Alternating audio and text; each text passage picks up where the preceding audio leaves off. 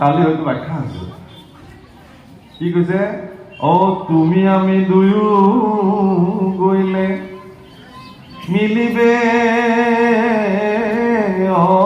অনর্থ লুপ্ত হইবে জ্ঞান ইটো ভকতির পথ তুমি আমি দুই যদি যাও অনর্থ হৈ যাব পৃথিৱী ভক্তি পন্থাটো লুপ্ত হৈ যাব এতেকে মোৰ আজ্ঞা পালন কৰি সেই উদ্ধৱ তুমি ইয়াতে থাকা মইতো যাবই লাগিব এতিয়া আপোনালোকে চাওক ভগৱানে কৈছে মই যাবই লাগিব তুমি কিন্তু থাকিব লাগিব তেতিয়াহ'লে এই তুমিটো কোন আৰু এই মইটো কোন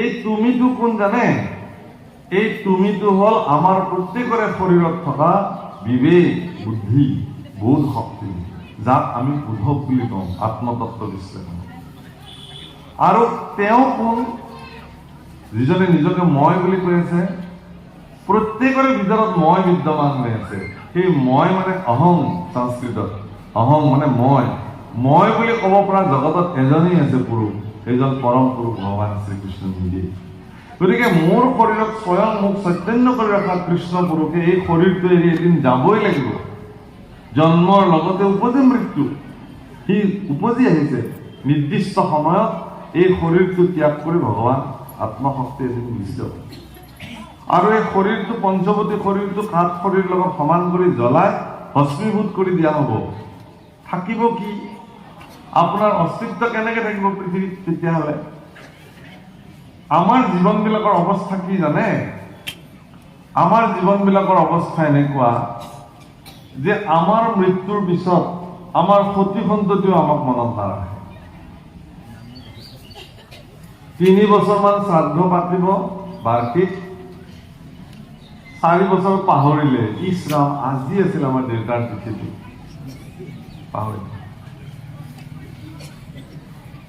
আৰু গ'লে আৰু পাহৰিলো আজি হ'ল আৰু হ'ব আৰু কৰিলো নহয় 3 বাৰ শেষ দায়িত্ব যিজন পিতৃ পৃথিৱীত মইতো ভাবো যে মাতৃসকল যেনেকে মমতাৰ প্ৰতীক পৃথিৱীত আৰু মাতৃৰ দৰে মমতাময়ী কোনো হ'ব নোৱাৰে আৰু পিতৃৰ দৰে ত্যাগৰ প্ৰতি পৃথিৱীত কোনো হ'ব নোৱাৰে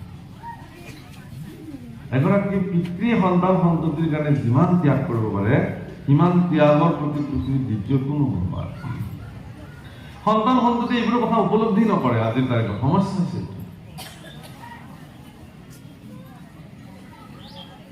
দোকানৰ পৰা যদি নিজৰ কাৰণে চোলা এটা কিনিবলৈ লয়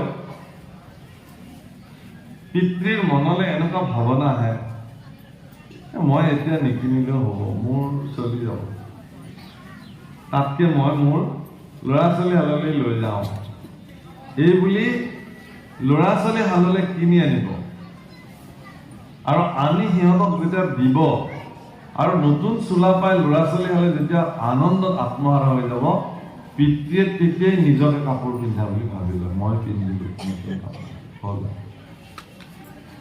এইটো ত্যাগ কিন্তু সেই পিতৃ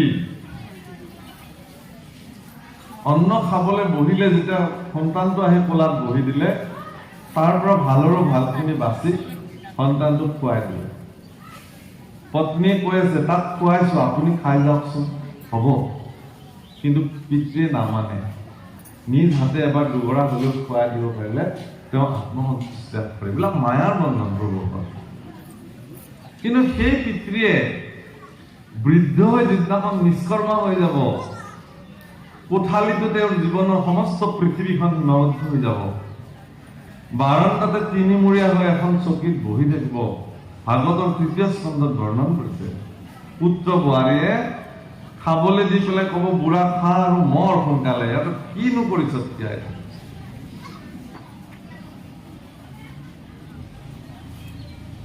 যি মাতৃয়ে গৰ্ভত ধাৰণ কৰাৰ দিনাৰ পৰা এখন যুদ্ধ ভয়ানক যুদ্ধ সেইবিলাক মাতৃসকলৰ ব্যতিৰেকে পৃথিৱীত বেলেগে অনুভৱ কৰিব পাৰে বুলি মই সপোনতো নাভাবোঁ এটা সন্তান গৰ্ভত স্থিতি কৰি 10 বা 10 দিন গৰ্ভত ধাৰণ কৰি তাক ভূমিষ্ঠ কৰাই পেলাই নিজৰ শৰীৰৰ আহাৰ খুৱাই ডাঙৰ দীঘল কৰাৰ যিটো প্ৰক্ৰিয়া, সেই প্ৰক্ৰিয়াটো কিমান জটিল, কিমান ভয়ানক, সেইটো এগৰাকী মাতৃৰ বাহিৰে হয়তো পৃথিৱীত বেলেগে কেতিয়াও অনুভৱ নকৰে। প্ৰচণ্ড জ্বৰ উঠিব সন্তানৰ, মাকে বুকুত দি ভগৱানক এনেকে খাটে যে প্ৰভু তাৰ শৰীৰৰ উত্তাপখিনি মোকেই দিয়া, তথাপি তাক শান্তি কৰক। আৰু সেই মাতৃ যিদিনাখন বৃদ্ধ হৈ বিচনাত অকলে অকলে কেঁকাই থাকিব, একেটা ঘৰত শুই থাকিও সেই পুত্ৰই যিদিনাখন এবাৰো মাকক আহি নক'ব, আই কি হৈছে তোৰ, এবাৰো যদি মাকৰ মূৰৰ ওপৰত হাতখন পুত্ৰই গোলাই দিলেহেঁতেন, মা কি হৈছে চাওঁ, হয়তো পুত্ৰৰ সেই হাতৰ স্পৰ্শত মাকে বহুতখিনি কষ্টৰ পৰা হয়তো লাঘৱ হ'ব। বাবা একো হোৱা নাই, নহ'ব।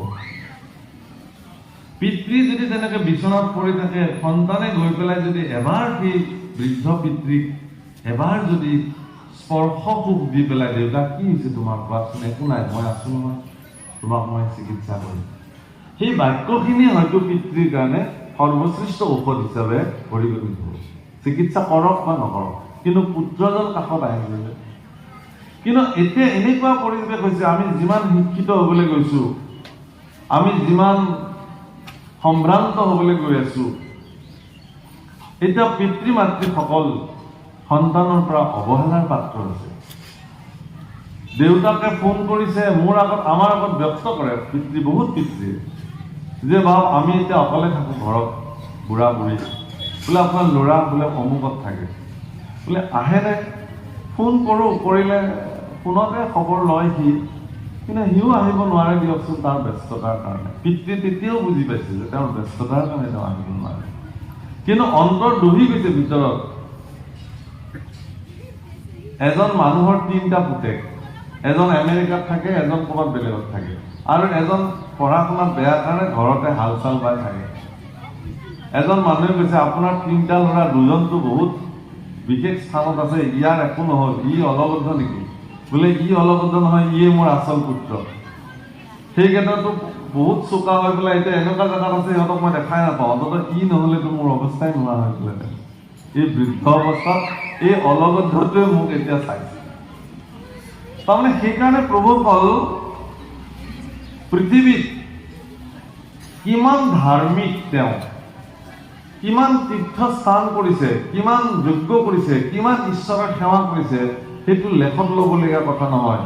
কিন্তু এহাল সন্তান সন্ততিয়ে তেওঁৰ পিতৃ মাতৃৰ শুশ্ৰূষা সেৱা কিমান কৰিছে, সেইটো পৃথিৱীত আটাইতকৈ গণিবলগীয়া কথা, হিচাপ কৰিছে। যদি নকৰে, তেতিয়াহ'লে পৃথিৱীত তেওঁ কিমান ধৰ্ম সাধন কৰিলেও সেই ধৰ্মৰ কোনো লাভ নাই। প্ৰভুসকল, শ্ৰী উদ্ধৱ মহন্তই ভগৱান কৃষ্ণক কৰা প্ৰাৰ্থনাক ভগৱানে স্বীকাৰ কৰিছে, কিন্তু কৈছে কি বুলি, যে তুমি আমি দুয়োগলে মিলিবে অনৰ্থ, লুপ্ত হইবে জ্ঞান হয়তো ভকতিৰ পন্থ। ভক্তিৰ পন্থটো লুপ্ত হৈ যাব। তুমি থাকা এই ভক্তিৰ পন্থটোক জগতত প্ৰৱৰ্তাই তুমি থাকা। যিহেতু এই কথাটো কৈছে, সেইকাৰণে উদ্ধৱে ভগৱান কৃষ্ণক কেইটামান বিশেষ কথা তেওঁৰ পৰা শুনিব খুজিছে।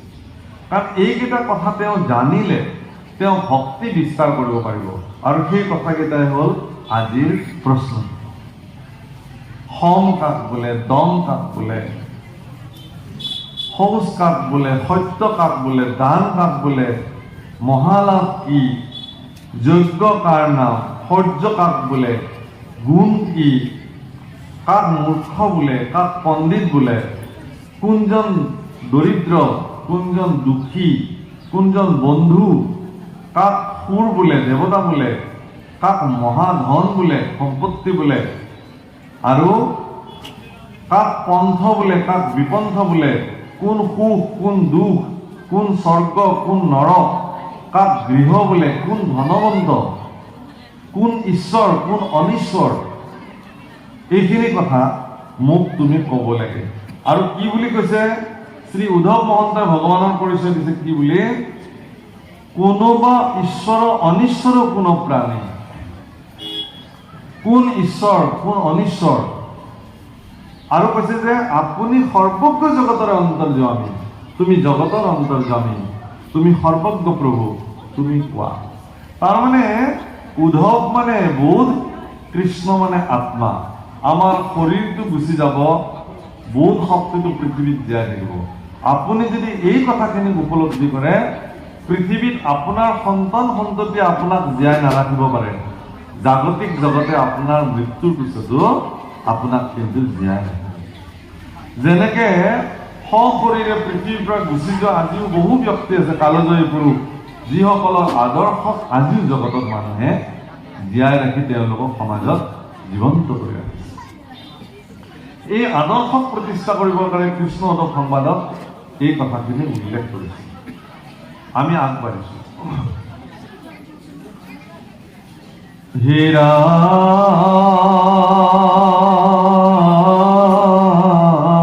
ৰাম, উদ্ধৱক বোলন্তকে খব কৃপাময়,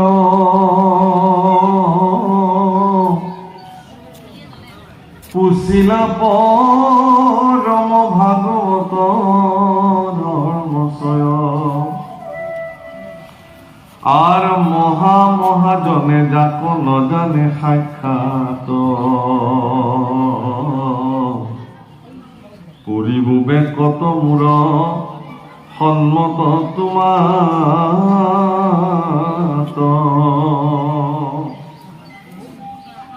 আন দেৱ ধৰ্ম কৰিও পৰিহাৰ,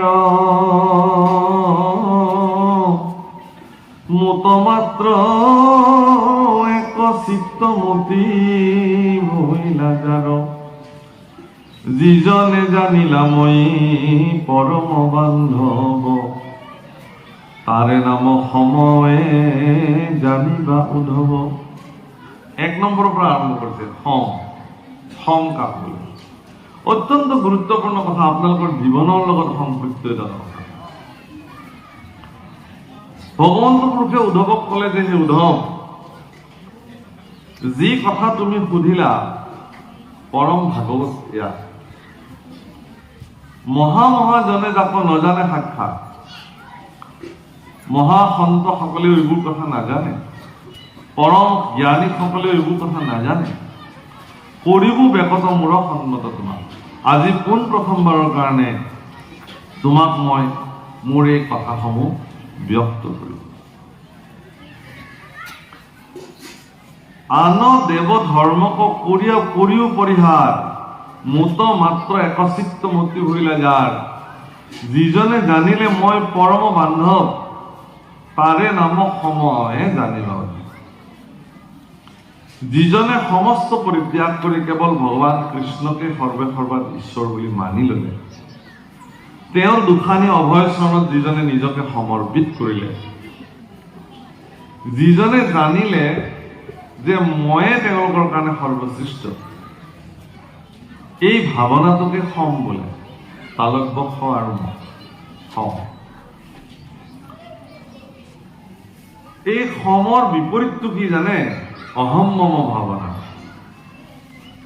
দ্বাদশ স্কন্ধত খুব ধুনীয়াকে কৈছে অহম মম। অহম মানে মই, মম মানে মোৰ। এই সংসাৰখন মোৰ, মানে এই শৰীৰটো মই। এই অহম মম। ময়ে জগতত কোন আছে? ভগৱানকো বহুতে অৱজ্ঞা কৰে। কোন ঈশ্বৰ আছে? আচৰিত লাগে ভাবিলে যে নিজকে ঈশ্বৰ বুলি ভবা এইসকল অসুৰৰ তালিকাত আছে। যেনে হিৰণ্যকশিপু, তেওঁ ঘোষণা কৰিছিল যে ময়ে ভগৱান, কোনো বিষ্ণু ভগৱান নহয়। ৰাৱণ স্বয়ং নিজকে ঈশ্বৰ ঘোষণা কৰিছিল যে মোতকে সৰ্বশ্ৰেষ্ঠ কোন হ'ব পাৰে, ত্ৰিজগত মই মানে নিয়ন্ত্ৰিত কৰিব পাৰো। কুবেৰৰ সম্পত্তিকো তেওঁ হৰণ কৰি লৈ গৈ প্ৰভাৱশালী আৰু সম্পত্তিশালী ব্যক্তিৰূপে জগতত তেওঁ পৰিগণিত হৈছিল। কিন্তু সেই সম্পত্তি থাকিল জানো? সেই সম্পত্তিয়ে ৰাৱণক নিৰাপত্তা দিব পাৰিলে জানো? প্ৰচণ্ড বাহুবল পৰাক্ৰমক ৰাৱণে ৰাৱণক নিৰাপত্তা দিব নোৱাৰিলে। একমাত্ৰ অহংকাৰে তেওঁৰ জীৱনত সৰ্বশ্ৰেষ্ঠ শত্ৰু হিচাপে থিয় দিলে আৰু ভগৱান ৰামৰ হাতত তেওঁৰ মৃত্যু হ'ল। এতিয়া সেইকাৰণে কৈছে যে মুঠ একচিত্ত মতি যিজনৰ হ'ল, এই অৱস্থাটোকে সম বোলে। অৰ্থাৎ ভগৱানৰ চৰণত আপোনাৰ চিত্ত নিমজ্জিত হোৱা অৱস্থাটোক সম বোলে। যদি কাৰোবাৰ এই অৱস্থা হৈছে তেতিয়াহ'লে তেওঁ সম অৱস্থাত আছে। উদ্ধৱৰ প্ৰশ্ন আছিল সম কাক বোলে।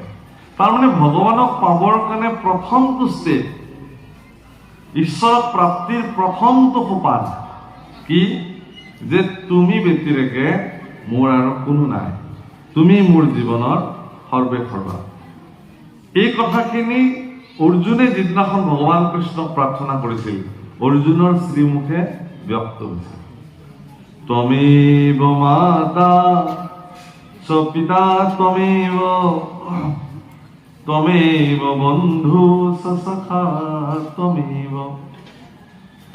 ত্বমেব বিদ্যা দ্রবিণম ত্বমেব, ত্বমেব সর্বম মম দেব দেব।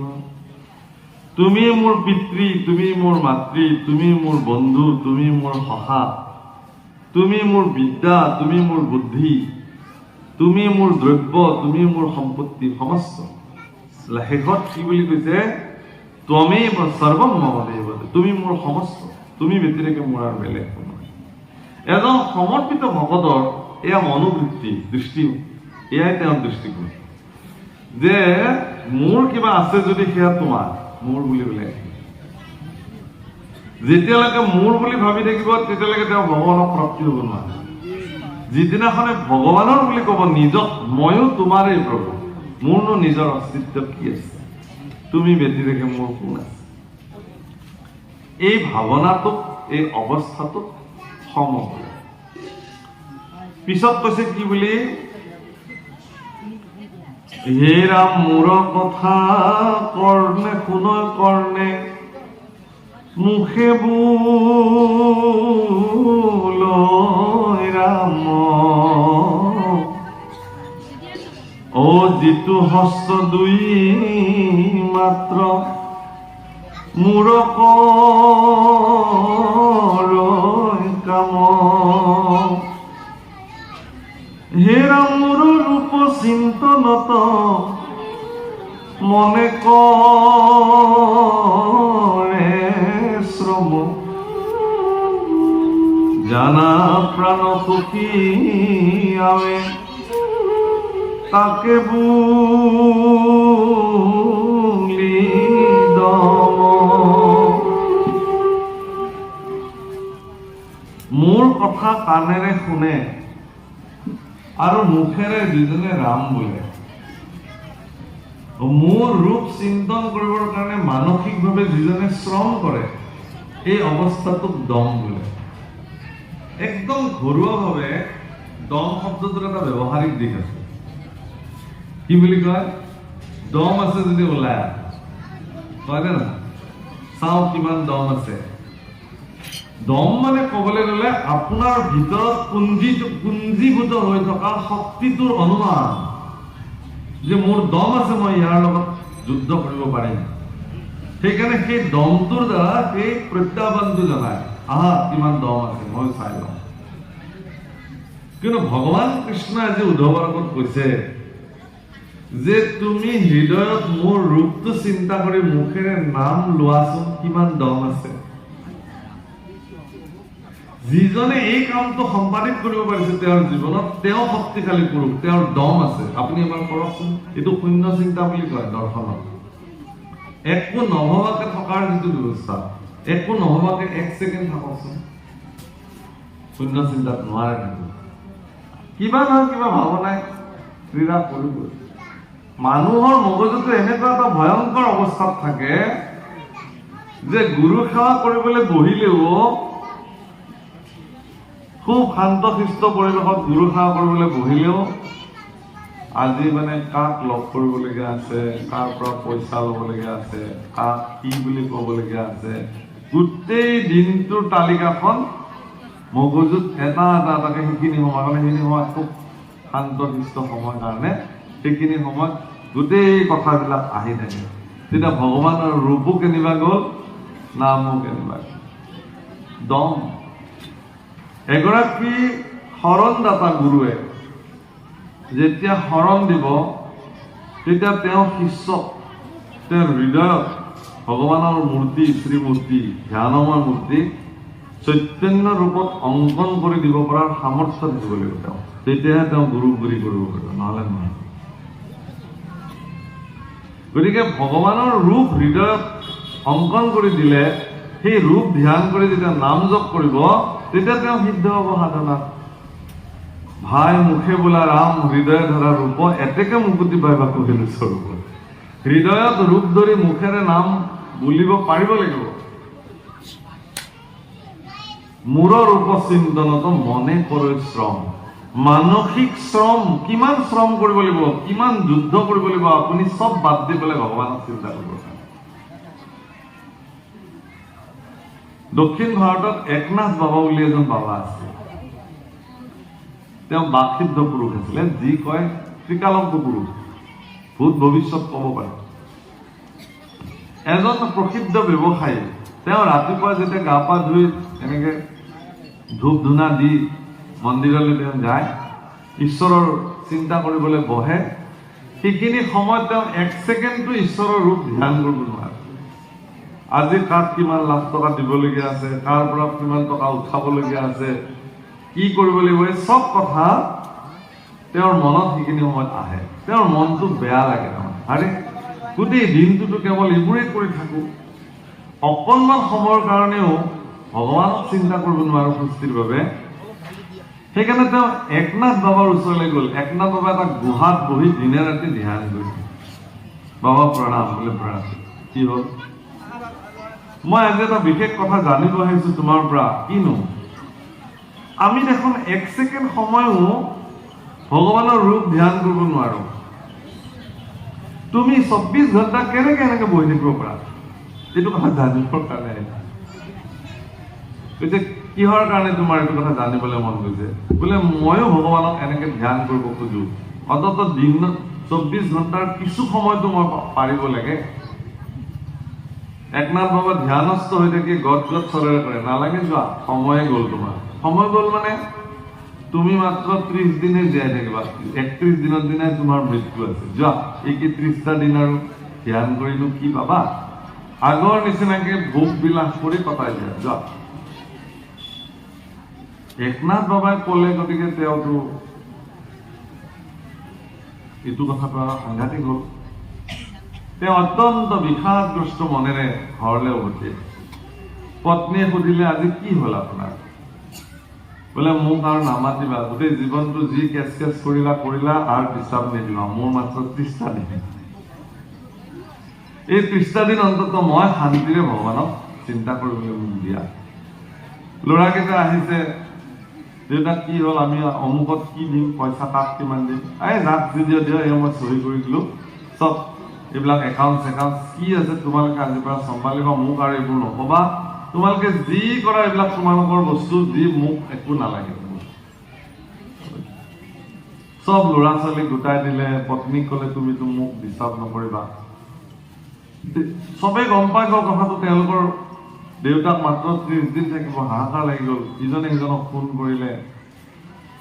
30 দিনৰ দিনা গোটেই বংশ কুটুম্ব মানুহ আহি গোট খাই গ'ল ঘৰত। কিছুমানে ভিতৰে ভিতৰে খৰি খেৰো যোগাৰ কৰিছে।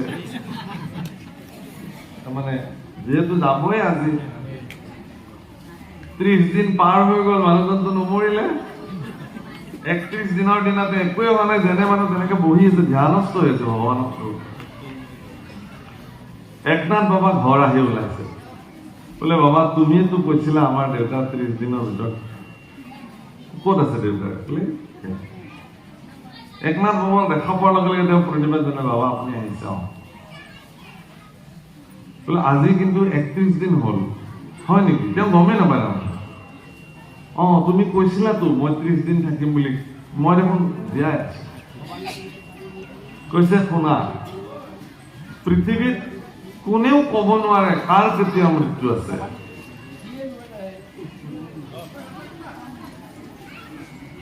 কোনেও ক'ব নোৱাৰে কাৰ কেতিয়া মৃত্যু আছে, ময়ো নাজানো। বোলে তেতিয়াহ'লে কিয় কৈছিলা? বোলে এতিয়া তুমি ধ্যান কৰিব পাৰিছানে নাই, আগতে সেইটো কথা কোৱা। বোলে এতিয়াতো মই সুন্দৰকৈ ধ্যান কৰিছো, বেলেগ ভাৱনা আহিছেনে? বোলে নাই। বোলে সেইকাৰণে কৈছিলো, তুমি যে মোক সুধিছিলা মই কেনেকে 24 ঘণ্টা বহি থাকিব পাৰো, সেই কৌশলটো মই তোমাক দিছিলো।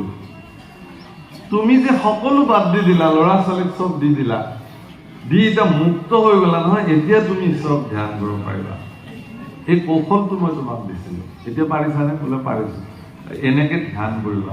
এতিয়া তুমি ঘৰৰ কাম সকলো কৰা, কৰি ঈশ্বৰক ধ্যান কৰা। কৈছে না বাবা, মই আৰু সেইখন জগতলৈ আৰু ঘূৰি নাযাওঁ। মই এনেকে মই বৰ প্ৰশান্তি লাভ কৰিছো। বাকী ল'ৰা ছোৱালী তেওঁলোকে যেনেকে চলাব। আমাৰ পিতৃ মাতৃবিলাকৰ এটা ডাঙৰ সমস্যা হৈছে আজিৰ তাৰিখত, যে আমি ল'ৰা ছোৱালীবিলাকক একো নাজানা বুলি ভাবিছো। সেইকাৰণে আমি সিহঁতক এৰি নিদিওঁ। বোলে বাবা যোৱাচোন বজাৰখিনি কৰি আনা, মাকে ক'ব সিনো ক'ত পাৰিব, সৰু ল'ৰা, আপুনি নিজে যাওক। কিয় নোৱাৰিব? তাৰমানে সি বজাৰৰ পৰা বস্তু আনিলে সি বেয়া বেয়া খাদ্য লৈ আহিব। আনিব দিয়কচোন এদিন বেয়া খাদ্য, বেয়া বেঙেনা লৈ আহক, বেয়া কবি লৈ আহক, বেয়া আলু লৈ আহক, আনিব দিয়ক। আৰু সেই বেয়া চব্জিখিনিকে তাক ৰান্ধি খুৱাওক। সি খাব নহয়, খালে ক'ব যে বেয়া লাগিছে, এনেকুৱা বেয়া নানিবা, বাছি আনিবা, এনেকুৱা বেয়া লাগিব খালে। মানে ভুল কৰিলেহে শুদ্ধি হ'ব, শুদ্ধতাটো হ'ব।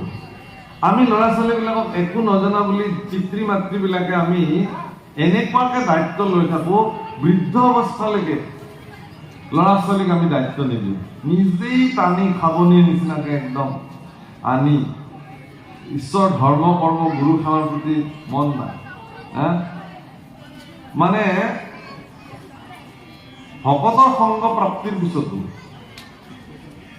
সন্তৰ সংগ প্ৰাপ্তিৰ পিছতো বহুত বৃদ্ধ লোকে বিষয় বাসনাৰ প্ৰতি ইমান তাৰণা, তেওঁলোকে ঘৰখন এৰিব নোৱাৰে।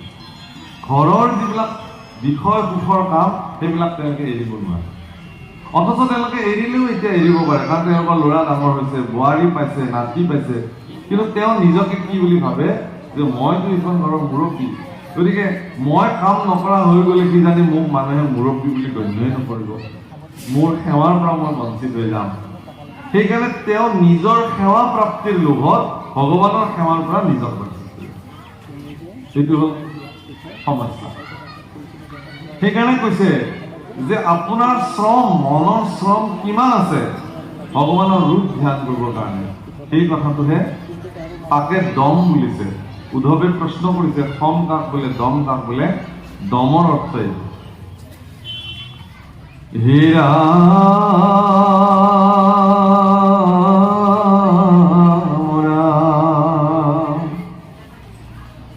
আর মুত চিত্ত দিয়া যিটো জনমহাশয়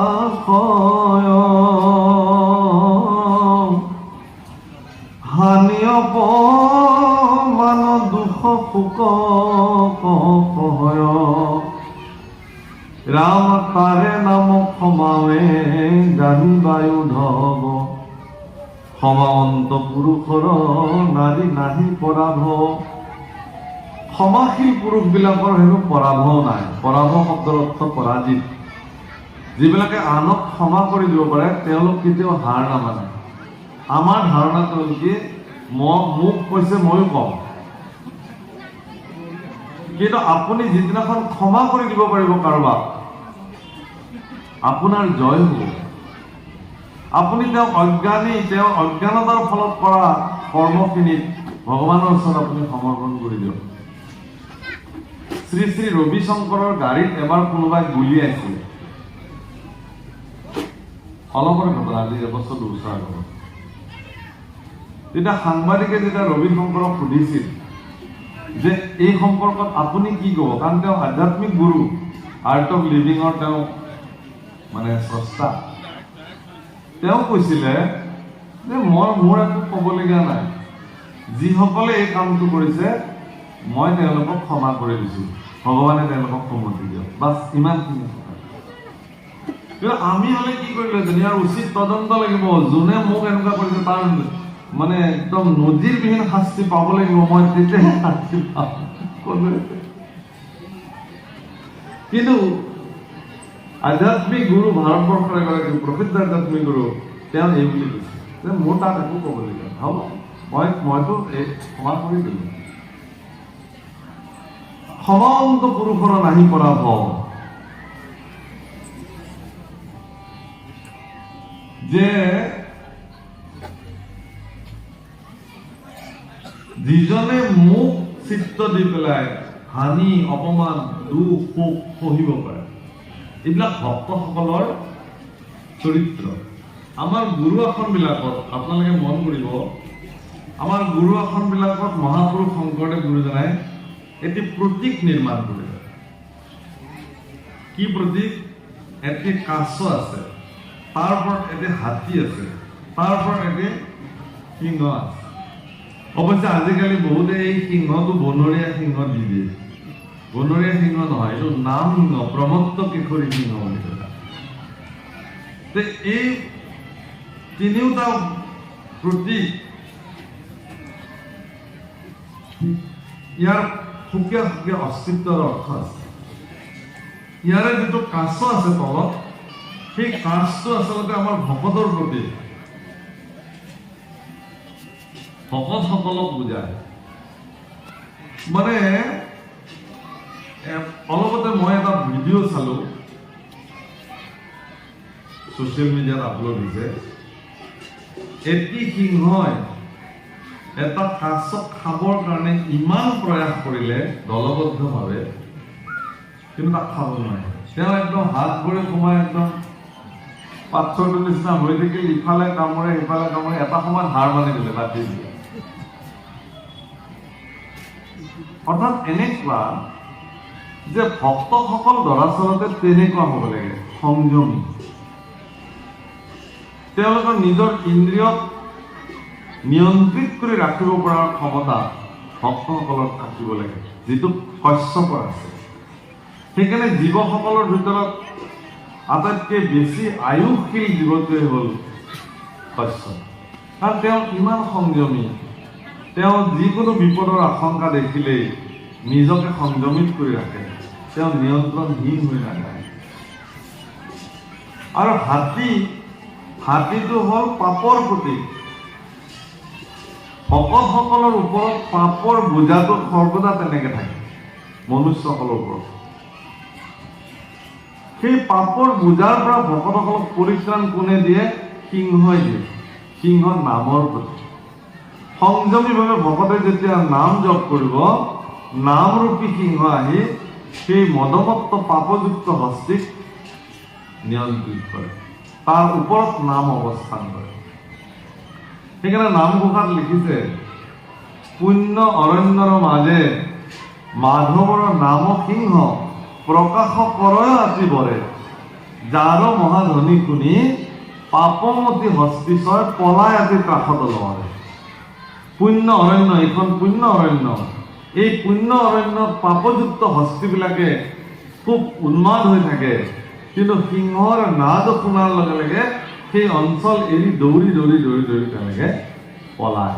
ঠিক তেনেকে আপোনাৰ মনতো যদি তেনেকুৱা পাপযুক্ত চিন্তা আহিছে কেনেবাকে, সেই পাপযুক্ত চিন্তাই যদি আপোনাক উন্মুক্ত কৰি ৰাখিছে, উন্মত্ত কৰি ৰাখিছে, তেতিয়াহ'লে আপুনি নাম জপ কৰক ভিতৰত।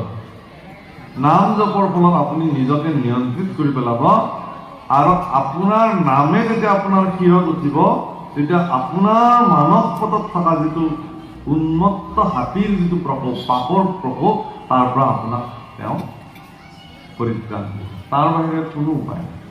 আপুনি যদি বাহুবলেৰে পাপক খেদিম বুলি ভাবিছে, সামৰ্থ্য নাই। আপুনি যদি নিজৰ ধন জন অচৰ্য বিভূতিৰ কবলত আপুনি যদি পাপক নিয়ন্ত্ৰিত কৰিব খুজিছে, নোৱাৰে।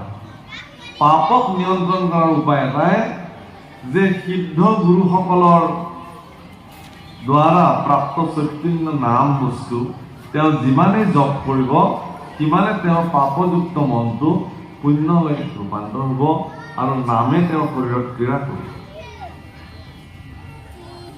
সেইকাৰণে কৈছে যে ক্ষমাৱন্ত পুৰুষৰ নাহি পৰাভৱ। ক্ষমাৱন্ত যিজনে আনক ক্ষমা কৰি দিব পাৰে তেওঁলোক কেতিয়াও পৰাজিত। হে ৰাম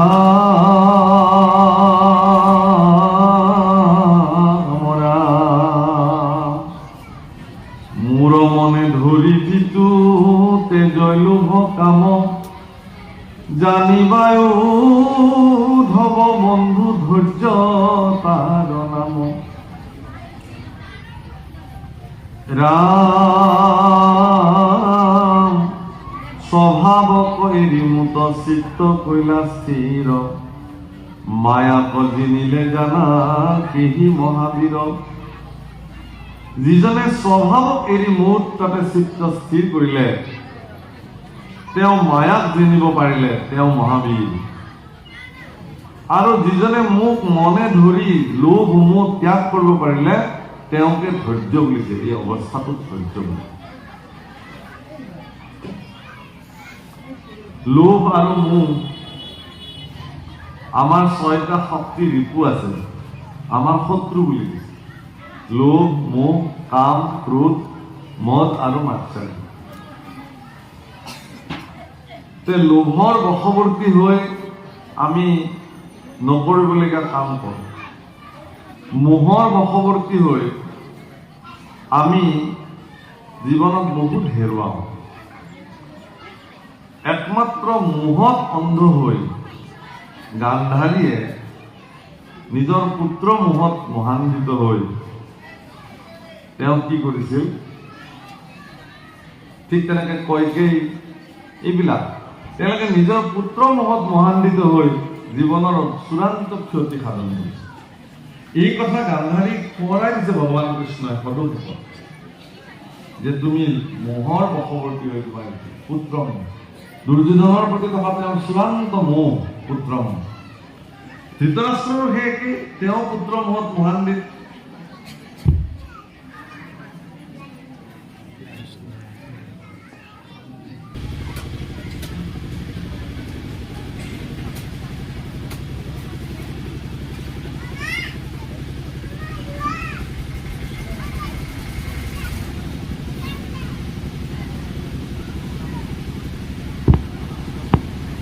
কৃষ্ণ আটাইতকৈ চূড়ান্ত মোহ হৈছে মানুহৰ নিজৰ শৰীৰটো। শৰীৰৰ মোহত আমিবিলাকে মোহান্বিত হৈ থাকে। কিন্তু এই শৰীৰটো এদিন স্খলন হৈ যাব, খহি পৰিব। আমিবিলাকে এই কথা উপলব্ধি নকৰোঁ। দিনে দিনে খচিয়া পহৰিবে, ৰঙ্গিলা দালানেৰ মাটি গোসাই দি কোন ৰঙে, বান্ধিছেন ঘৰ ভিথা মিঠা দ্বন্দ্ব মাদে গোসাই দি কোন ৰঙে। এই ঘৰটোকে সাজিছো কেৱল মিছা দ্বন্দ্বৰ কাৰণে, একো নাই। হাড়েৰ ঘৰ খানি স্বামীৰ ছাউনি, বান্ধে বান্ধে তাৰ জোড়া, তাহাৰ তলে ময়ৰা ময়ূৰী শূন্য উড়ায় তাৰা। ঘৰ এটা যেনেকে তিল তিলকে খহি গৈ থাকে, শৰীৰটো এদিন বিনষ্ট হৈ গৈ থাকে। কিন্তু শৰীৰটোৰ প্ৰতি আমি ইমান মোহান্বিত যে বৃদ্ধ বয়সলৈকে নিজৰ শৰীৰটোক তজবজীয়া দেখাবৰ কাৰণে আমি কসমেটিকৰ ব্যৱহাৰ কৰি হ'লেও নিজকে ধুনীয়া কৰি ৰাখিবৰ কাৰণে প্ৰয়াস কৰোঁ, মেকআপ কৰি হ'লেও। কাৰণ শৰীৰটোৰ প্ৰতি থকা চূড়ান্ত মোহে এইবিলাক কৰাবৰ কাৰণে বাধ্য কৰে। কিন্তু সেই শৰীৰটো এদিন যিদিনাখন যিজনে মোক চৈতন্য কৰি ৰাখিছে, সেই সুন্দৰ ভগৱান যিদিনাখন এই শৰীৰটো এৰি গুচি যাব, মানুহে কিন্তু এই ধুনীয়া শৰীৰটোৰ প্ৰতি কিঞ্চিত মানুহ মোহ নাৰাখে। কাঠৰ লগত সমান কৰি, বাঁহৰ লগত সমান কৰি জুই জ্বলাই চাই যে ইমান ধুনীয়া মানুহটো আছিল, এইটো মানুহক আমি দাহন নকৰোঁ, সাঁচি থৈ দিওঁ, পাৰিব জানো? এনেকুৱা ভুল কোনেও নকৰে। সিদিনাখন সেই মোহ আৰু কাৰো হাতত নাথাকে। দ্ৰব্য বস্তুৰ প্ৰতি থকা চূড়ান্ত মোহ, অলংকাৰৰ প্ৰতি থকা চূড়ান্ত মোহ, এই মোহবিলাকৰ কাৰণে আমিবিলাকে মোহান্বিত হৈ হৈ যিজনৰ প্ৰতি মোহ ৰাখিব লাগে তেওঁকে পাহৰি যাওঁ। সেইকাৰণে আধ্যাত্মিক দৃষ্টিত এটা কথা কৈছে যে যিজন ব্যক্তিয়ে নিজৰ ভিতৰৰ মানুহজনক সজালে তেওঁ আৰু বাহিৰৰ মানুহজনক নসজালেও হ'ব। ভিতৰত যিজন মই বহি আছে, ভগৱান বহি আছে, তেওঁক সজাব লাগে। তেওঁক সজালে বাহিৰৰ জনক নসজালেও হ'ব। কৈছে সেইকাৰণে যে মায়াক জিনিলে সেই মহাবীৰ, যিজনে মায়াক জয় কৰিব পাৰিছে তেওঁ মহাবীৰ। ব্ৰহ্মা আদি কৰি জীৱজত মায়া সজ্জা মাজে আশ্ৰয় ঘুমতি যায়। আমি ব্ৰহ্মাকে প্ৰমুখ কৰি জাগতিক জগতৰ প্ৰত্যেকটো জীৱই মায়াৰ বিচনাখনত আমিবিলাকে টোপনি মাৰি আছো। এই মায়াৰ সজ্জাখন যিদিনাখন সাৰ নাপাম, যিদিনাখনলৈকে ভগৱানৰ প্ৰকৃত স্বৰূপক আমি নেদেখিম, উপলব্ধি নকৰিম। গতিকে মায়াক যদি কোনোবাই জয় কৰি পেলালে তেতিয়াহ'লে তেওঁৱে মহাবীৰ, তেওঁকে বীৰ বোলা হয়। হে ৰাম মুত চিত্ত দিয়া যিটো তেজিয়া মায়া নিশ্চিন্তে প্ৰাণীৰ দ্ৰোহ কৰয় ভূত দায়া। ৰাম হৰি বুদ্ধি সদায় সবাকো কৰে মানৱ। ও জানিবাই উদ্ধৱ তাকে বুলি মহাদান।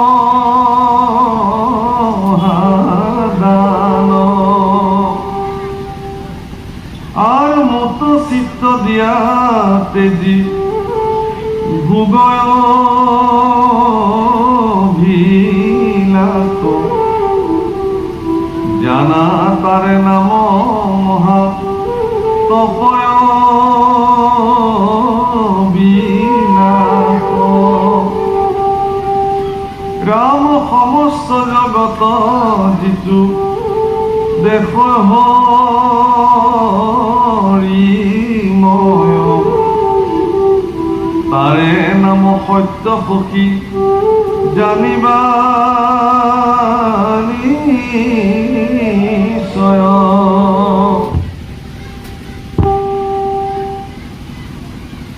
মুদ চিত্ত দিয়া যিটো তেজ আছে মায়া নিশ্চিন্তে প্ৰাণীৰ দ্ৰোহ কৰে ভূতদায়া। ভূতদায়া মানে সমস্ত ভূতৰ প্ৰতি সদ্ভাৱনা, এইটো ভূতদায়া। ভগৱানৰ প্ৰিয় কোন, এনেকুৱা প্ৰশ্ন গীতাত উত্থাপিত হৈছে। আপোনাৰ ভগৱানৰ প্ৰিয় হবলৈ মন যায় নে নাযায়? নিশ্চয় যাব। যে মই ভগৱানৰ প্ৰিয় হ'ব লাগে, ভগৱানে মোক ভাল পাব লাগে। অৰ্জুনৰ মনতো এই ভাৱনাই ক্ৰীড়া কৰিলে যে ভগৱানৰ প্ৰিয় হ'বৰ কাৰণে কি কৰিব লাগিব। আৰু এই প্ৰশ্নটো উত্থাপন হলে গীতাত প্ৰত্যেক মানুহ কেন্দ্ৰীভূত হৈ যায় এই কথাটোত যে কেনেকে ভগৱানৰ প্ৰিয় হ'ব পাৰি। অৰ্জুনে ভগৱানক সুধিলে, প্ৰভু তোমাৰ প্ৰিয় কোন হ'ব? গীতাৰ 12 অধ্যায় ভক্তি যুগত ভগৱান কৃষ্ণই স্বয়ং শ্ৰীমুখে এই কথা উত্তৰ দিছে। কি বুলি কৈছে? অদ্দেশ্বা সৰ্বভূতানাম মৈত্ৰেয় কৰুণা এইবচ নিৰ্মোহ নিৰহংকাৰ সম দুঃখ সুখ ক্ষমী। অদ্বেষ্টা সৰ্বভূতানাম, সকলো ভূতৰ প্ৰতি যিজন হিংসা শূন্য। অদ্বেষ্টা, দেশ মানে হিংসা। কোনো জীৱৰ প্ৰতি যিবিলাক হিংসা মনোবৃত্তি নকৰে। গুৰু গীতা বুলি এখন গীতা আছে প্ৰভুসকল, তাত কি বুলি কৈছে? গুৰুৰ ব্ৰহ্মা গুৰুৰ বিষ্ণু গুৰুদেৱ মহেশ্বৰ গুৰু সাক্ষাৎ পৰম ব্ৰহ্ম তস্मै শ্ৰী গুৰুৱে নমঃ। মানে গুৰু সাক্ষাৎ পৰম ব্ৰহ্ম বুলি কৈছে। পৰম ব্ৰহ্ম মানে ঈশ্বৰ। গুৰুসকলৰ প্ৰতি শিষ্যসকলে কি দৃষ্টি ৰাখিব এই কথা তাত উল্লেখ কৰিছে। আমি কি দৃষ্টি দিওঁ গুৰুসকলক? গুৰুসকলৰ প্ৰতি শিষ্যসকল সৰ্বদা যে গুৰু সাক্ষাৎ ভগৱান, এই দৃষ্টি শিষ্যসকলে দিব লাগে। এইটো নিয়ম। কাৰণ এজন ব্যক্তিয়ে গুৰুবিহীনভাৱে কেতিয়াও ভগৱান প্ৰাপ্তি নহয়। গুৰু লাগিবই। গুৰু বিহীনে জ্ঞান না হোৱে, গুৰু অবিহনে জ্ঞান নহয়, গুৰু লাগিব। আচ্ছা, গুৰুৰ ওচৰলৈ যেতিয়া এজন শিষ্য যায়, শিষ্যজন সম্পূৰ্ণ অজ্ঞানী হৈ থাকে। কিন্তু কেতিয়াবা আকৌ দেখা যায় যে গুৰুতকেও শিষ্য বেছি ওপৰত যাব খোজে, নিজকে পণ্ডিত দেখুৱায়। কেতিয়াবা এটা তাৰ উদাহৰণ আছে এনেকুৱা, এবাৰ বোলে দুজন ব্যক্তি এজন গুৰুৰ ওচৰলৈ গ'ল, এজন শিষ্য হ'বলৈ গ'ল আৰু তেওঁ যে গুৰুদেৱ মোক আপোনাৰ শিষ্য কৰি লওক। ল'লে, বোলে গুৰুদেৱ অকণমান ভাল কথা কওক। গুৰু বোলে তোমালোকে নাম লোৱা, ঈশ্বৰৰ নাম লোৱা। বোলে আমিতো নাম লৈয়ে থাকো, ইয়াতকেও ওপৰৰ কথা অলপমান কওকচোন। বোলে ইয়াৰ ওপৰৰ কথা ক'ব লাগিলে বেদৰ কথা ক'ব লাগিব। বোলে বেদ আমি জানোৱেই গুৰুদেৱ, বা বেদৰ কথানো কি ক'ব, তাতকেও ওপৰত কিবা আছে। বোলে তেতিয়াহ'লে মই তোমালোকক গীতাৰ কথা কওঁ। গীতাও আমি মোটামুটি জানোৱেই, তথাপি কওকচোন আপুনি ক'ব খুজিছে যেতিয়া। বোলে গীতাৰ মাহাত্ম্য কওঁ, শুনা তোমাৰ, ঠিক আছে। তেতিয়া কি বুলি ক'লে, তেওঁ শ্লোক মাতিলে গুৰুই ঈশ্বৰৰ আগত। কি কৈছে? সৰ্ব উপনিষদ গাব দুগ্ধা গোপাল নন্দন পাৰ্থ সুধীৰ ভক্তা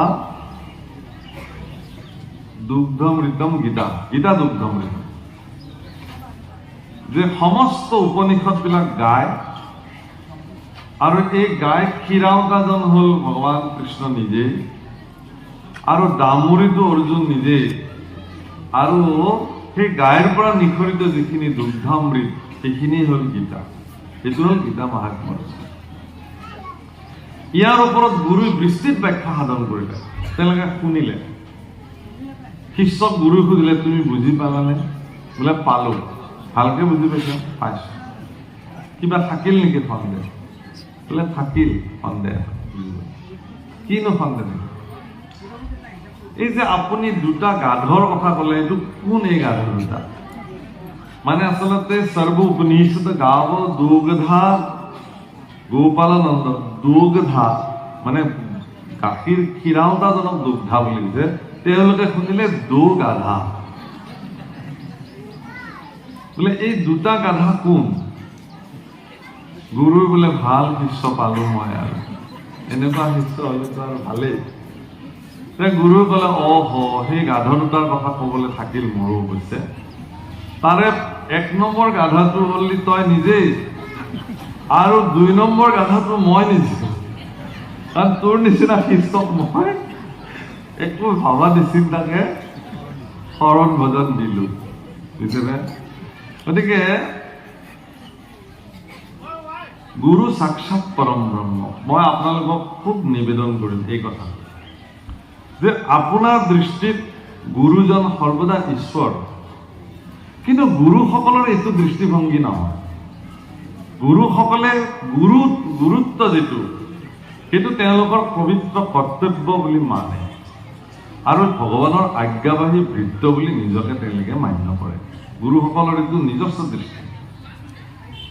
গুৰুসকলে ভাবে কি যে প্ৰভু তুমি মোক আজ্ঞা কৰিছা, এইটো মোৰ দায়িত্ব, পৰম দায়িত্ব যে শিষ্যসকলক তোমাক কোৱাৰ মাৰ্গটো মই প্ৰশস্ত কৰি দিওঁ। গুৰুসকলে কেতিয়াও নিজকে ভগৱান বুলি নাভাবে। কিন্তু গুৰুসকলে নাভাবিল বুলি শিষ্যসকলে নভবাকে থাকিব নোৱাৰে। কিন্তু শিষ্যবিলাকে সৰ্বদা গুৰু ভগৱান বুলি মানিব লাগিব। সাক্ষাৎ পৰম ব্ৰহ্ম তস্मै শ্ৰী গুৰুৱে নমঃ। যেতিয়া গুৰুকে পৰম ভগৱান বুলি শিষ্যসকলে গুৰুৰ ওচৰত যাব, তেতিয়া গুৰুৱে তেওঁলোকক ভগৱানৰ অস্তিত্ব দেখুৱাব। সেইদিনাখন তেওঁলোকৰ দৃষ্টিত ভগৱান দুটা অস্তিত্বত বিদ্যমান হৈ আছে, গুৰু ভগৱান আৰু গুৰুই দেখুৱাই দিয়া পৰম ব্ৰহ্ম ভগৱান। গুৰুৰ সংস্পৰ্শত আৰু সান্নিধ্যত থাকিলে গুৰুই তেওঁক লাহে লাহে লাহে লাহে প্ৰপঞ্চ দৃষ্টিত বুজাব। প্ৰপঞ্চ দৃষ্টিত যে ঈশ স্বৰূপে হৰি সবঘতে বৈঠ জৈসন গগন ব্যাস। মহাপুৰুষে লিখিছে ঈশ ৰূপে হৰি সবঘতে বৈঠ জৈসন গগন ব্যাপী নাৰায়ণ কাহে ভকতি কৰো তেৰা। এবাৰ সকলোৱে মোৰ লগত গাওকচোন হৃদয়। নাৰায়ণ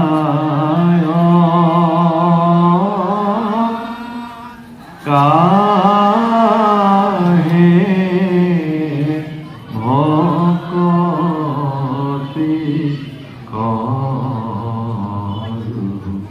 তেৰা। মেৰি পা মৰমন মাধৱ ঘনে ঘন ঘাতুক পাপনা সুধা। নাৰায়ণ কাহে ভকতি কৰো তেৰা। আপোনাৰ হৃদয়ত এইটোক যদি 24 ঘণ্টাই যদি ভিতৰত বাজি থাকে আপুনি একোৱেই কৰিব নালাগে। নাৰায়ণ কাহে ভকতি কৰো তেৰা। মেৰি পামৰ মন মাধৱ ঘনে ঘন ঘাতুক পাপ নাচোৰা। এই ভগৱান, মোৰ এই পাপী মনটোৱে বাৰে বাৰে এই পাপ কৰ্মৰ প্ৰতি আগ্ৰহী হৈ যায়। গতিকে মোৰ এই পামৰ মনটোক তুমি নিয়ন্ত্ৰিত কৰা ভগৱান। মই কেনেকে তোমাক ভক্তি কৰিব লাগিব মোৰ বুদ্ধিত স্থিতি হৈ তুমি মোক প্ৰদৰ্শন কৰা।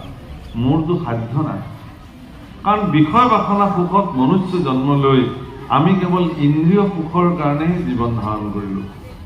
মোৰ পামৰ মনটোক তুমি ঘাতুক পাপ কৰ্মৰ পৰা যাতে সি বঞ্চিত হৈ যায়, সৃষ্টিশীল কৰ্মত যাতে নিজক নিয়োজিত কৰি তোমাৰ দুখানি অৱশ্যৰত সমৰ্পিত হ'ব পাৰোঁ, তাৰ কাৰণে তুমি মোক মাৰ্গ দৰ্শন কৰোৱা, পথ প্ৰদৰ্শন কৰা। এইটো হ'ল জীৱনৰ শ্ৰেষ্ঠ প্ৰাৰ্থনা। মহাপুৰুষ শ্ৰীমন্ত শংকৰদেৱ গুৰুজনাই তেওঁৰ জীৱনৰ প্ৰথম বৰগীত তেওঁ সেইকাৰণে তেনেকে লিখিছিলে। কি কৈছিলে? মন মেৰিৰা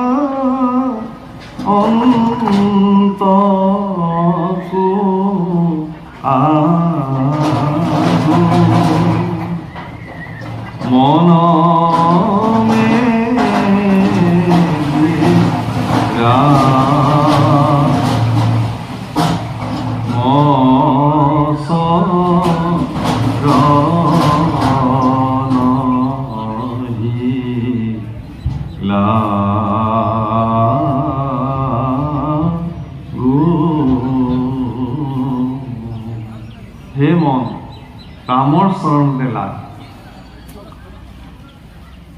ৰামৰ চৰণত লাগিলেহে কামত দিব। মহাপুৰুষ মাধৱদেৱেতো বৰগীতত এনেকে উল্লেখ কৰিছে যে হে ভগৱান, তোমাৰ চৰণ পংকজ পিঞ্জৰাত মোৰ মন হংস গৈ পেলাই চিৰদিনৰ কাৰণে বন্দী হৈ যাওঁ, যাতে সি তাৰ পৰা ওলাব নোৱাৰে। তোমাৰ চৰণ পংকজ পিঞ্জৰাত মোৰ মন হংস গৈ পেলাই যদি বন্দী হৈ যায়, তেতিয়াহ'লে মোৰ জীৱন ধন্য হৈ যাব। কাৰণ নহ'লে মোৰ মন হংস বিষয় বাসনা সুখত গৈ বাৰে বাৰে বন্দী হ'ব খোজে। গতিকে সি যাতে তাৰ পৰা আৰু আহিব নোৱাৰে, তোমাৰ চৰণ পংকজত মোৰ মন সৰ্বদা গৈ আবদ্ধ হৈ যায়। মহাপুৰুষ মাধৱদেৱৰ প্ৰাৰ্থনা। চূড়ান্ত দাস্য ভাৱনাৰ প্ৰতীক এইবিলাক প্ৰভুসকল। ইমান সহজ নহয়। যেতিয়া হৰিদ্বাৰত থাকে, কি কয়, বদৰিকাত থাকে মহাপুৰুষ শংকৰদেৱ, বদৰিকাতে মহাপুৰুষে এই বৰগীত ৰচনা কৰিছিলে, মন মেৰি ৰাম চৰণে লাগো। আজিৰ তাৰিখত ডাঙৰ প্ৰশ্ন উত্থাপন হৈছে যে মহাপুৰুষ শংকৰদেৱে দেখুৱাই যোৱা সেই ৰাম কোন? অযোধ্যা ৰাম হয় নে নহয়? অসমত ৰামৰ প্ৰাসংগিকতা কি? এইলৈ প্ৰশ্ন হৈছে। বহুতে মানে অলপতে মই অদ্ভুত পালো, নিজকে বিচুক্তি খালো। অসমৰ এগৰাকী সাংবাদিকে মানে টক শ্ব' এটা পাতি পেলাই কৈ আছে যে সেই অযোধ্যাৰ যি ৰাম, সেই ৰাম হেনো শংকৰদেৱৰ ৰাম নহয়। শংকৰদেৱৰ ৰাম কি তেতিয়াহ'লে? ক'ৰ বেলেগ ৰাম এটা শংকৰদেৱে ধৰি লৈ আনিলে? বেলেগ ৰাম শংকৰদেৱ গুৰুজনাই অনা নাই, অযোধ্যাৰ ৰামে শংকৰদেৱে আনিছে। বেলেগ কৃষ্ণ শংকৰদেৱে অনা নাই, সেই মথুৰাত জন্মগ্ৰহণ কৰা দৈৱকীনন্দন কৃষ্ণকে আনিছে। তাৰ উদাহৰণ মহাপুৰুষ শ্ৰীমন্ত শংকৰদেৱ গুৰুজনাই তেওঁৰ জীৱনৰ পৈণত বয়সত যি শ্ৰী ৰাম বিজয় নাট ৰচনা কৰিছে, শ্ৰী ৰাম বিজয় নাটৰ প্ৰাৰম্ভণিতে ৰামক কোনজনা ৰামৰ কথা কৈছে তাত বৰ্ণন কৰিছে যে যিজন দশৰথৰ গৃহে অৱতৰণ, এই বুলি লিখিছে।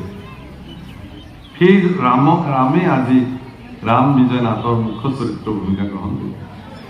তাতকৈ ডাঙৰ কথা কি, মহাপুৰুষ মাধৱদেৱে নামঘোষাত শৰণ বাক্যত স্পষ্ট উল্লেখ কৰিছে, ৰাঘৱৰ অভয় চৰণে, মনত ৰাখিব আপোনালোকে গায় সদায়, ৰাঘৱৰ অভয় চৰণে সত্যে সত্যে পখিলো শৰণ। ৰামৰ চৰণত শৰণ লৈলো, মানৱী জনম সাফল্য কৰিলো। হৰি হৰি চৰণে লাগো, অভয় চৰণে শৰণ মাগো। ৰাম ৰঘুপতি ৰঘুনন্দন, তোমাৰ চৰণে লৈ। কোনজন ৰামৰ চৰণ শৰণ ললে? যিজন ৰঘুপতি ৰাম, ৰঘুকুল শিৰোমণি, অযোধ্যাপতি দশৰথৰ পুত্ৰ। ইয়াত কোনো সন্দেহ কৰিবলগীয়া নাই, এইবিলাক বিভ্ৰান্তি অনা কথা, তাৰ বাহিৰে বেলেগ একো নহয়। আমাৰ ৰাম সেইজনাই ৰাম, পুৰুষোত্তম শ্ৰীৰাম, যাৰ চৰিত্ৰ পৃথিৱীত ইমান মহান আছিল, যি চৰিত্ৰক যদি আমি জীৱনত 1% প্ৰয়োগ কৰোঁ, তেতিয়াহ'লে তেওঁ মহান হৈ যাব।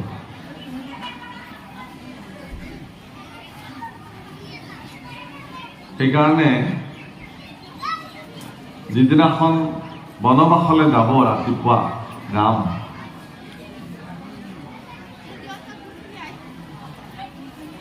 সুমিত্ৰা আয়ে গমেই নাপায় যে প্ৰভু ৰাম, তেওঁৰ পুত্ৰ ৰাম বা তেওঁলোকৰ পুত্ৰ ৰাম লক্ষ্মণ দুজন বনবাসলৈ যাব। গোটেই ৰাতি নিজ হাতে মাহ হালধি পিচি থাকিল। অভিষেক হ'ব, 4জন পুত্ৰৰ মাহ হালধিৰে নোৱাব লাগিব, ধুৱাব লাগিব, যুৱৰাজ হিচাপে, কোনোবা ৰজা হিচাপে। পুৱতি নিশা কাষত থিয় হ'ল তেওঁৰ পুত্ৰ লক্ষ্মণ। মাতৃৰ দুখানি চৰণত দণ্ডৱত প্ৰণিপাত জনাই ক'লে যে আই, মোক আশীৰ্বাদ কৰা, মই বনবাসলৈ যাওঁ। আৰে কিয়? তুমিতো এতিয়া যুৱৰাজ হ'বা আজি। বোলে নহয়, মই বনবাসলৈ যাওঁ। কিয়? বোলে মোৰ জ্যেষ্ঠ ভ্ৰাতা শ্ৰীৰাম, তেওঁ বনবাসলৈ যাব ওলাইছে, ময়ো তেওঁৰ লগতে যাব ওলাইছো, তেওঁৰ দেহৰক্ষী হিচাপে। কি হৈছে কথাবিলাক বুজাই দিলে যে কইকেয়ী মাতৃয়ে তেওঁৰ পুত্ৰ ভৰতক ৰাজপাঠ দিব লাগে। সেইকাৰণে পিতৃৰ দ্বাৰা শ্ৰীৰামচন্দ্ৰক 14 বছৰ বনবাস দিলে। গতিকে প্ৰভু ৰাম যিহেতু 14 বছৰ বনবাসত থাকিব, দাদা ময়ো তেওঁৰ লগত, মই বোলে তোমাকো বনবাস দিলে নেকি? বোলে মোক দিয়া নাই, কিন্তু মোৰ দাদা, মোৰ জ্যেষ্ঠ ভ্ৰাতা ৰামৰ যাতে এটা বিন্দু মাত্ৰ ক্ষতি নহয় তাৰ কাৰণে মই তেওঁৰ লগত যাবলৈ ওলাইছোঁ। তেতিয়া সুমিত্ৰাই এটা ডাঙৰ বাক্য কৈছে, এইটো আপোনালোকে আইসকল ইয়াত বহুত উপস্থিত আছে, আইসকলে এই কথাটো অলপ হৃদয়ংগম কৰিলে ভাল। সুমিত্ৰা মাতৃয়ে কৈছে যে হে বাচা, মই আজি পুত্ৰৱতী হলো। মানে আমাৰ আইসকলক যেতিয়া আশীৰ্বাদ কৰে জ্যেষ্ঠজনে, গুৰুসকলে কি বুলি আশীৰ্বাদ কৰে? পুত্ৰৱতী ভৱ। এইটো আশীৰ্বাদ পালে আমাৰ আইসকলে ভাল পায়। বিবাহিত নৱবিবাহিত মহিলাসকলে বিশেষভাৱে পুত্ৰৱতী ভৱ, তুমি পুত্ৰৰ এগৰাকী মাতৃ হোৱা, এইটো আশীৰ্বাদ ভাল পায়। পুত্ৰ হলে ভাল। কিন্তু পুত্ৰ জন্ম হলেই এগৰাকী মাতৃ পুত্ৰৱতী নহয়। আমাৰ বিশেষকৈ উঠি অহা ছোৱালীবিলাক যিবিলাক, তেওঁলোকে কথা শুনক, যেতিয়া তেওঁৰ কোষত জন্ম হোৱা পুত্ৰ সন্তানটোৱে জগতৰ কল্যাণৰ কাৰণে কাম কৰিব, তেওঁৰ সুখ্যাতি জগতত পৰিব্যাপ্ত হ'ব, সিদিনাখনে তেওঁ পুত্ৰৱতী। যদি আপুনি জন্ম দিয়া সন্তানটোৱে জগতৰ অকল্যাণ কৰ্ম সাধন কৰি থাকে, তেওঁৰ কাৰণে অশান্তি সৃষ্টি হয়, তেতিয়াহ'লে আপুনি কেনেকৈ পুত্ৰৱতী হ'ব? সেইকাৰণে আই সুমিত্ৰাই কৈছিল যে মই আজি পুত্ৰৱতী হলো, এইকাৰণেই যে ৰামৰ সেৱাত তুমি যে নিজক উৎসৰ্গিত কৰিলা জগতৰ কল্যাণৰ কাৰণে, এইটো পৃথিৱীত চূড়ান্ত ভাল কথা। প্ৰভুসকল, আইসকল, এজন ল'ৰা যেতিয়া মানে বিবাহৰ কাৰণে উপযুক্ত হৈ যায় বুলি মাক বাপেকে ভাবে, এগৰাকী পাত্ৰী বিচাৰ কৰি পেলাই তেওঁ ছোৱালীজনী বিবাহ কৰি লৈ আহে। আৰু সেই পাত্ৰীগৰাকীৰ যোগ্যতাৰ মাপকাঠি কেনেকৈ নিৰ্বাচন কৰা হয়? ছোৱালীজনী দেখিবলৈ ধুনীয়া হ'ব লাগিব, পঢ়া শুনা থাকিব লাগিব, মাক দেউতাকৰ বংশাৱলী ভাল হ'ব লাগিব, চৰিত্ৰৱান হ'ব লাগিব, শিক্ষিত হ'ব লাগিব, চাকৰি এটা থাকিলেতো আৰু ভাল। এইবোৰ যোগ্যতাৰ মাপকাঠিৰে ছোৱালী এজনীক জোখা হয়, তোলা হয়, তাক কয়। আৰু ল'ৰাক সেই যোগ্যতাৰ মাপকাঠিৰ লগত তুলনা কৰি ছোৱালীজনীক বিবাহ কৰি লৈ অনা হয় আৰু তেওঁলোকৰ সংসাৰ পাতি দিয়া হয়। মই ভাবো গণ্ডগোলটো তাতেই।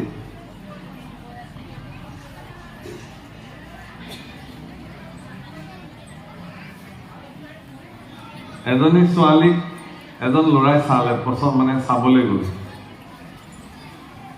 বোলে মোৰ পচন্দ নহ'ল। কিয়? বোলে ছোৱালীজনী ক'লা চামৰা, ইমান বগা নহয়। তেতিয়া যিজন মানুহে চাবলৈ গৈছিল তেওঁৰ লগত, তেওঁ ল'ৰাটোক সুধিলে, তই আৰু মুচি কেতিয়াৰ পৰা হলি? বোলে কিয় ক'লা এনেকে? বোলে এইবিলাক ভাল চামৰা বেয়া চামৰা মুচিবিলাকেহে চায়, তুমিনো কেতিয়াৰ পৰা এইটো হ'ল? এগৰাকী ছোৱালীৰ ৰংটোৱে তাইৰ যোগ্যতাৰ মাপকাঠি নিৰ্ণয় নকৰে, তাইৰ চৰিত্ৰটো, তাইৰ গুণশীল কিমান। মানে মই এইটো কথা ভাবো যে আপুনি আপোনাৰ ল'ৰাটোক এই শিক্ষা প্ৰদান কৰক যে কোনোবা এগৰাকী পিতৃৰ বুকুৰ উমত ডাঙৰ হোৱা এজনী ছোৱালী আপোনাৰ ল'ৰাটোলৈ আপুনি বিবাহ কৰি কইনা হিচাপে লৈ আহিছে, বোৱাৰী হিচাপে, বা সি তাৰ পত্নী হিচাপে লৈ আহিছে। সেই কথাটো ইমান সহজ নহয়। ৰক্তদান মহাদান বুলি কয়, কিন্তু ৰক্তদান মানে মই কাৰোবাক 1 ইউনিট ব্লাড ডনেট কৰিলো, এইটোৱে ৰক্তদান নহয়। এজন পিতৃয়ে এজনী তেওঁৰ ছোৱালীক কোনোবা এজন পাত্ৰৰ হাতত যিদিনাখন হাতত তুলি দি পানী গ্ৰহণ কৰি কয় যে আজিৰ পৰা এই মোৰ লক্ষ্মী স্বৰূপা ছোৱালীক মই তোমাক চিৰদিনৰ কাৰণে গোটাই দিলো, এই যিটো দান এজন পিতৃৰ, এইটো পৃথিৱীত শ্ৰেষ্ঠ দান। আপোনালোকে নিশ্চয় অনুভৱ কৰিব, আমাৰ বিবাহ পদ্ধতিত, আমাৰ যিবিলাক এশৰণীয়া বিবাহ পদ্ধতি আছে, সেই বিবাহ পদ্ধতিত যেতিয়া ছোৱালীজনীক বিবাহ দিয়ে, পিতৃৰ শ্ৰীমুখেৰে এটা বিশেষ বাক্য ওলায় পানী গ্ৰহণৰ পিছতে। পিতৃয়ে ছোৱালীজনীক ল'ৰাটোৰ হাতত তুলি দিয়াৰ পিছত পুৰোহিতে মানে যিজনে বিবাহ পৰিচালনা কৰিব তেওঁ এটা বাক্য পিতৃক ক'বলৈ দিয়ে। পিতৃয়ে ছোৱালীজনীৰ ফালে হাতযোৰ কৰি ক'ব লাগে, হে আই লক্ষ্মী, জন্ম দিয়াৰ দিনৰ পৰাই আজিলৈকে তোমাক পালন পোষণ কৰোঁতে মোৰ যদি ক'ৰবাত কিবা যদি দোষাৰোপ হৈছে তুমি মাৰ্জনা কৰি দিয়া।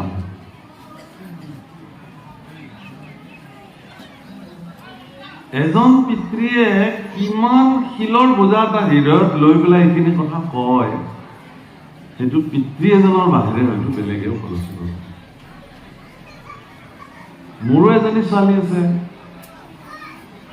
মানে মোৰ লগত শুৱে, মোৰ বুকুৰ উমত শুৱে।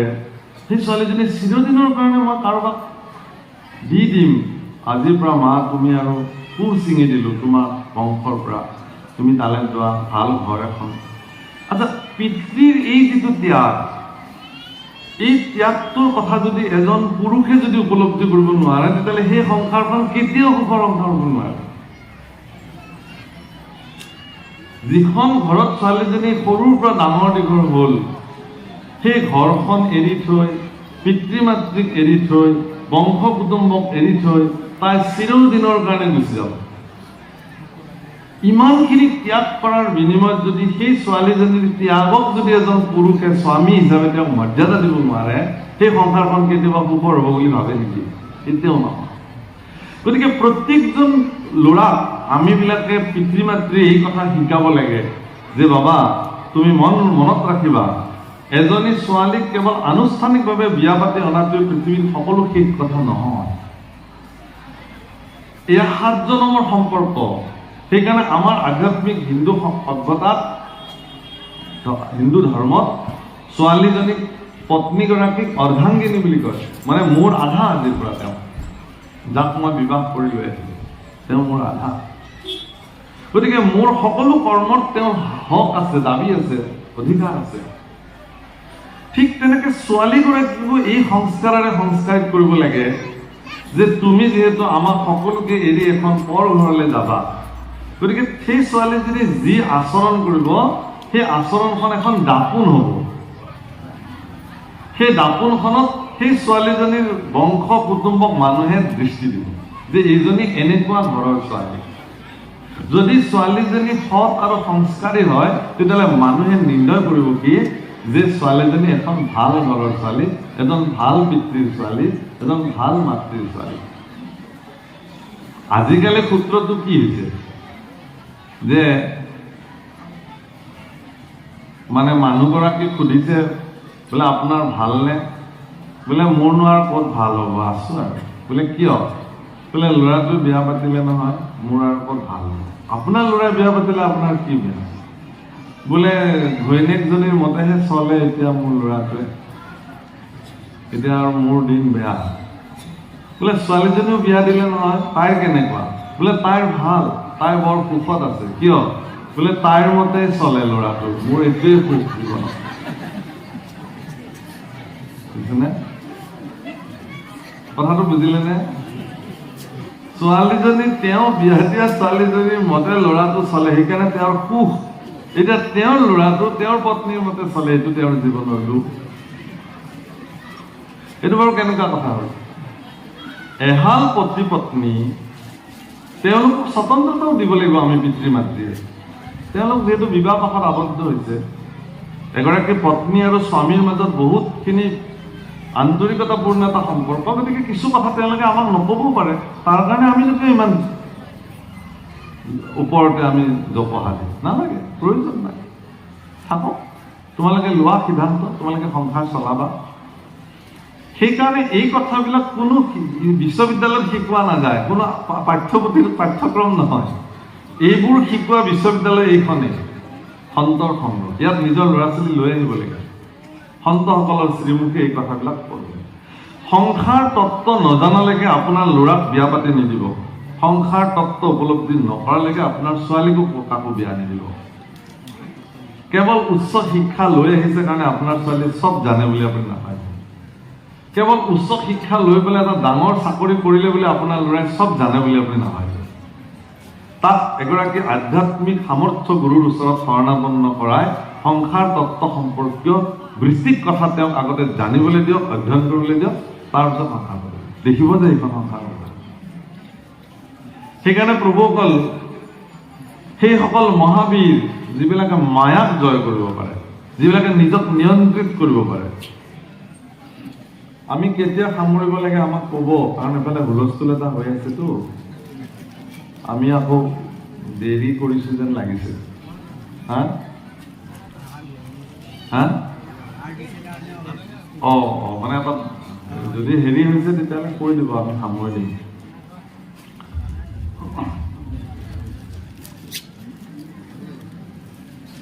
মুত চিত্ত দিয়া যিটো তেজী এখন মায়া, নিচিন্তে প্ৰাণীৰ দ্ৰোহ কৰে ভূত দায়া।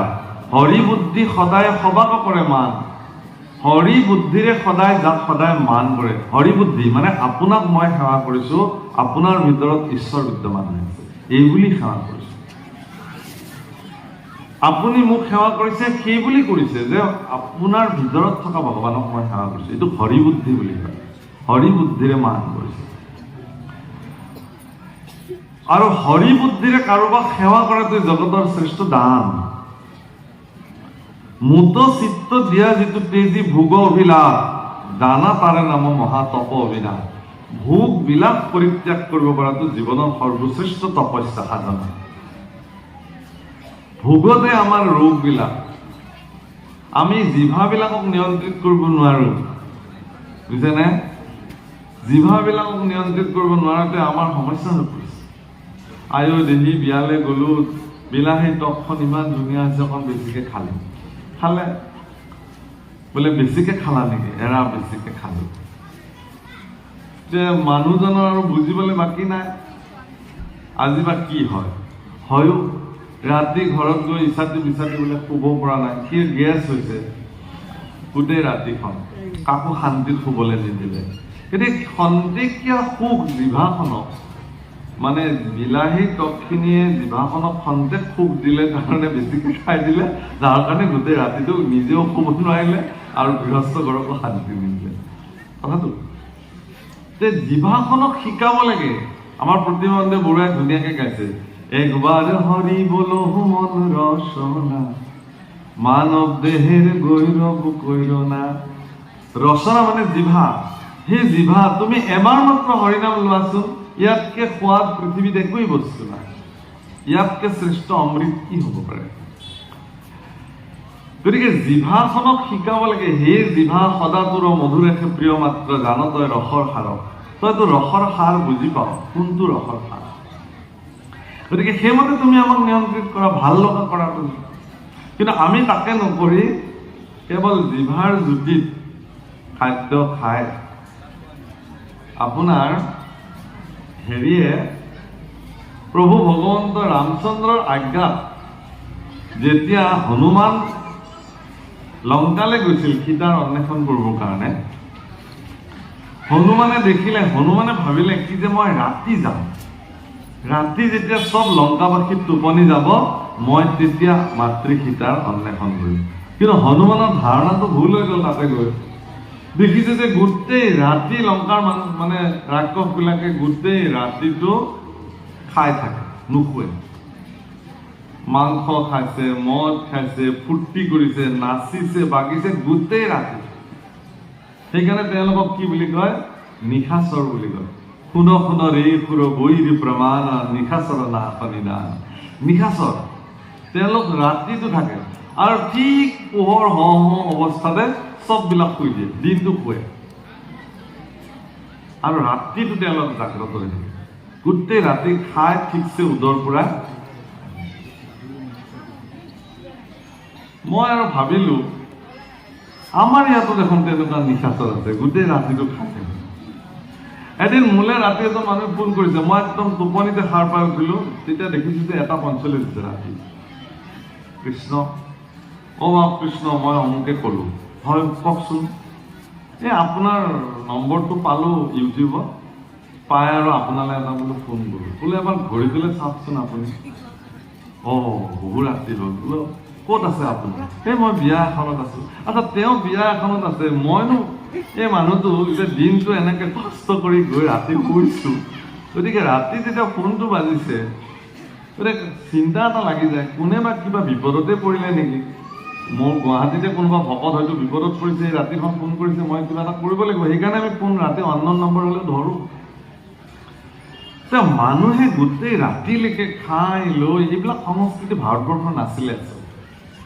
সূৰ্য অস্তৰ লগে লগে খোৱা লোৱা বন্ধ কৰিছিল ভাৰতবৰ্ষৰ মানুহে, সনাতনী পৰম্পৰা নাখায় আৰু চৰাই চিৰিকটি জীৱ জন্তুবিলাকে যেনেকে নিশাচৰ যিবিলাক আছে সিহঁতে ৰাতি ওলায়।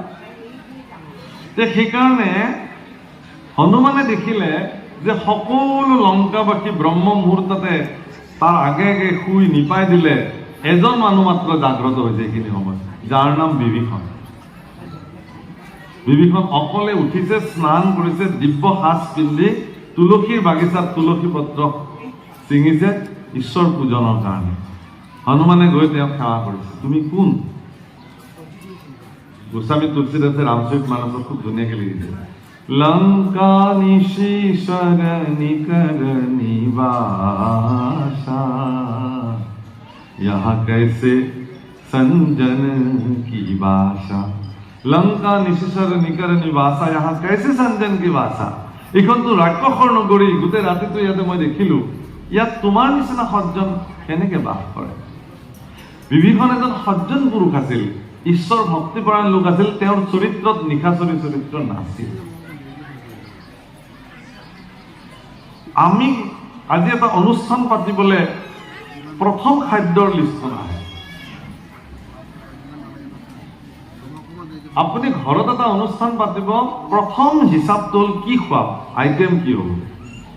কাৰণ মানুহক সন্তুষ্টি কৰাৰ একমাত্ৰ উপায়টোৱে হ'ল খাদ্য, তাৰ বাহিৰে আপোনাৰ মানুহ। বিয়াখনত খাই আহে আৰু এচামে বিয়া খাবলৈ যায়, ৰাস্তাতে খবৰটো হৈ যায় কেনে বিয়া, মাজে মাজে যাওক আৰু মধ্য আৰু ইমান হেৰি নাই, কাৰণ সেইটো কি ক'লে চবে জানে, কিহৰ হিচাপ দিলে, কিমান ধুনীয়াকে আপোনাক আদৰ সন্মান কৰি বহুৱালে, সেইটো হিচাপ অহা নাই। এটা বেলেগ হিচাপ এটা আহিছে, হয় নেকি, দিয়ক আৰু আহোঁ দিয়ক, আহিলৈ যেতিয়া যাওক যাওক যাওক আৰু এবাৰ দেখা দিয়া নাই যাওক, ভবা মতে নাই, পেণ্ডেল মতে নাই যাওক। পেণ্ডেলটো পেণ্ডেল মতে হ'ব লাগিছিল, মানে ভাবি আচৰিত লাগে কথাবিলাক। মানুহে পেণ্ডেল মতে নাই যাওঁ বস্তুটো। ভাগৱত পাঠ কেনেকুৱা হ'ল অমুকৰ, বঢ়িয়া, অমুকৰ ঘৰৰ কথাটো সুধিছেতো, বঢ়িয়া ভাগৱত পাঠ, কেনেকুৱা বঢ়িয়া, দুখন দালি, পনীৰ আছিল, চব্জি আছিল, দুখন তিনিখন, দৈ চিৰা আছে, বঢ়িয়া ভাগৱত পাঠ আছে, এনেকুৱা হ'ব লাগে। তাত কি পাঠ কৰিলে, কি ব্যাখ্যা হৈছে, সেইটো ডাঙৰ কথা নহয়, গৃহস্থই কি আয়োজন কৰিছে সেইটো ডাঙৰ কথা।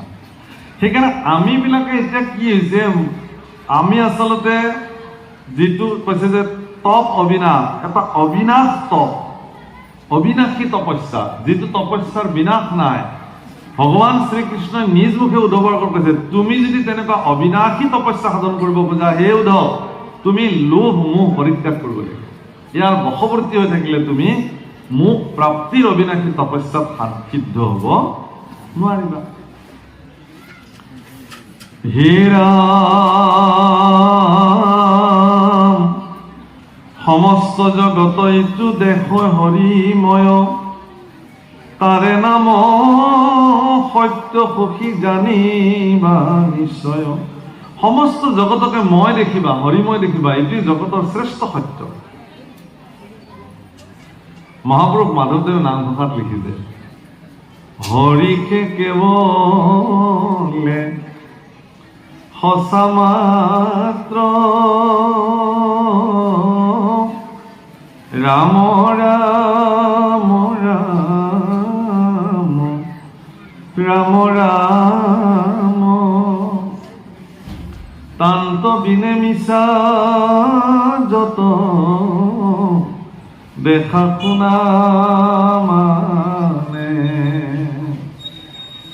হৰি কেৱল সঁচা, তাত ব্যতিৰেকে যিমান দেখিছে সকলো মিছা। কিন্তু আমিবিলাকে মিছাটোকে সঁচা বুলি ভাবি ললো, সঁচাটোকে মিছা। এই ভাগৱতৰ আৰম্ভণিতে মই আপোনালোকক এটা শব্দ কৈছিলো, অবিদ্যা। অবিদ্যা নাছিলে লাজ কৃষ্ণকো পাওয়া জানো। অবিদ্যা মানে হৰিকে সঁচা বুলি ভাবাটোৱে বিদ্যা, জ্ঞান। আৰু হৰিক মিছা বুলি, জগতখনকে সঁচা বুলি ভাবাটো অবিদ্যা। এই অবিদ্যাৰ প্ৰভাৱত পৰি আমাৰ আদিগুৰু শংকৰাচাৰ্যই সমস্ত পণ্ডিতসকলৰ প্ৰতি প্ৰত্যাহ্বান জনাইছিল যে আপোনালোকে যিমান শাস্ত্ৰ লৈ মোৰ ওচৰলৈ তৰ্ক কৰিবলৈ আহক, মই আধা শ্লোকতে তাক খণ্ডন কৰিব পাৰোঁ এই বুলি কৈছিল। শ্লোকানি অৰ্থ মই আধা শ্লোকতে ক'ব পাৰোঁ। এই আধা শ্লোকটো কি কৈছিল? ব্ৰহ্ম সত্য জগত মিথ্যা। ব্ৰহ্ম সত্য, জগতখন মিছা।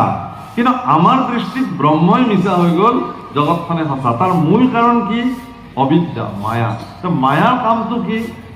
নামঘোষাত মাধৱ পুৰুষে স্পষ্ট কৰিছে, অবস্তুক দেখাৱন্ত বস্তুক আবৰি, এহিটো মোহৰ মায়া জাননী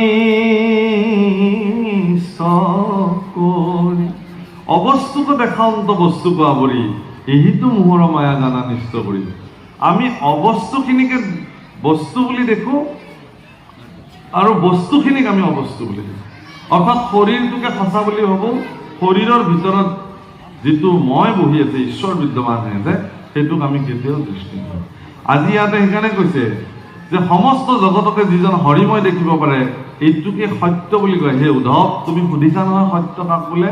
মই তোমাক সত্যৰ সংজ্ঞা দিল, তুমি মনত ৰাখিবা।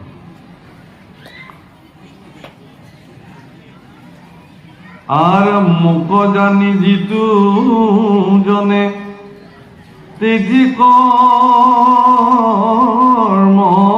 ফল, তাকে সে বুলিয়া খোচ জানাম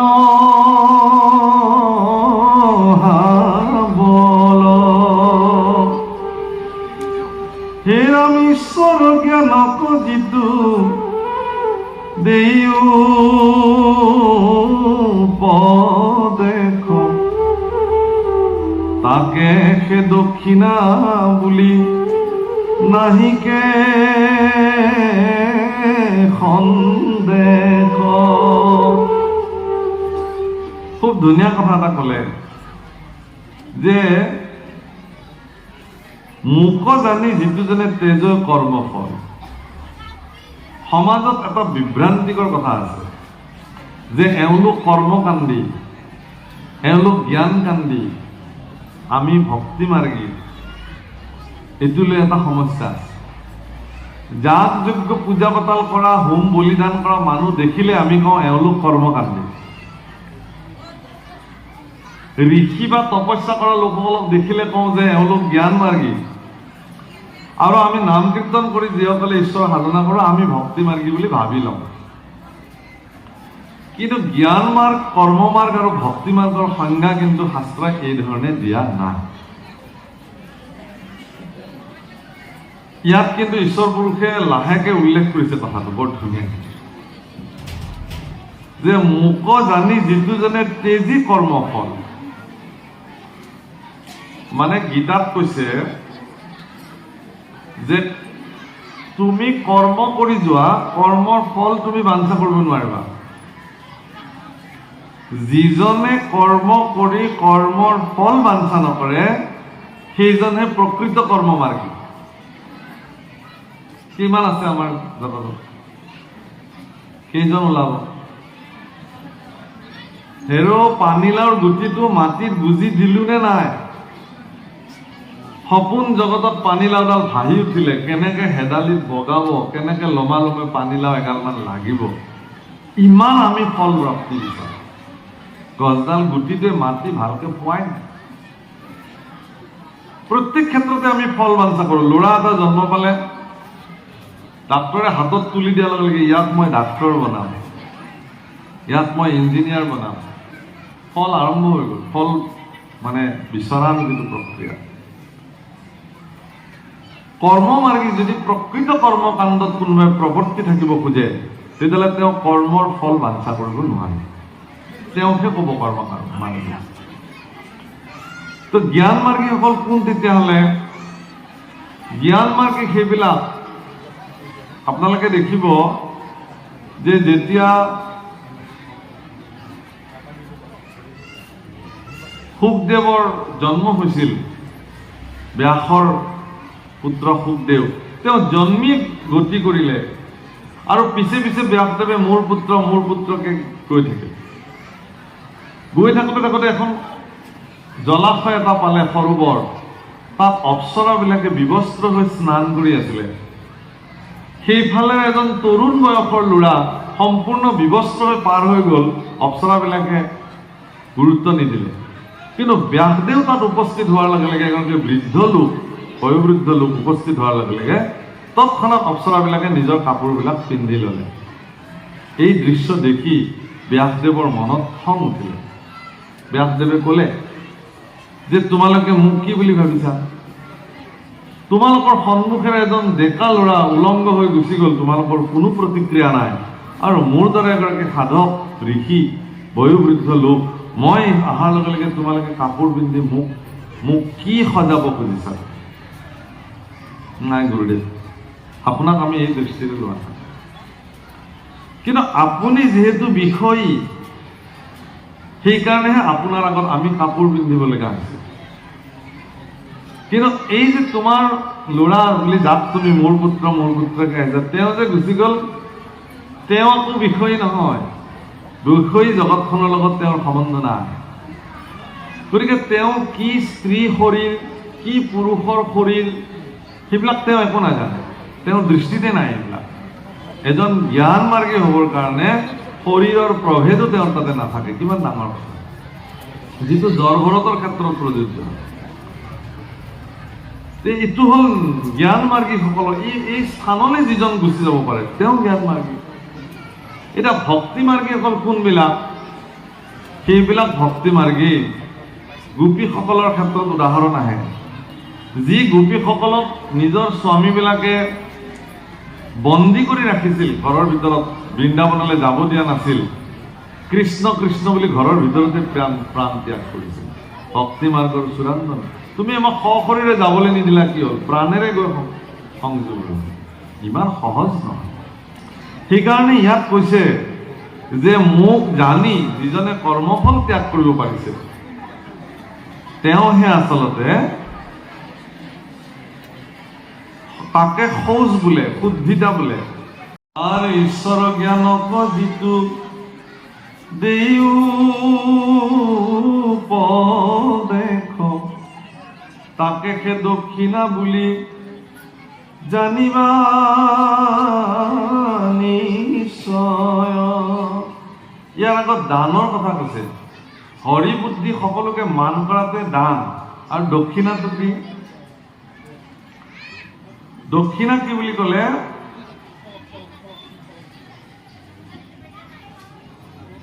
মুঠ চিত্ত দি যিজনে কৰ্ম ধৰ্ম জীৱনত সাধন কৰে। আপোনাৰ জীৱনৰ প্ৰত্যেকটা কৰ্ম ভগৱানক অৰ্পণ কৰি যদি কৰিছে, এইটোৱে দক্ষিণা। দান কৰিলে দক্ষিণা কৰিবই লাগিব। হীৰা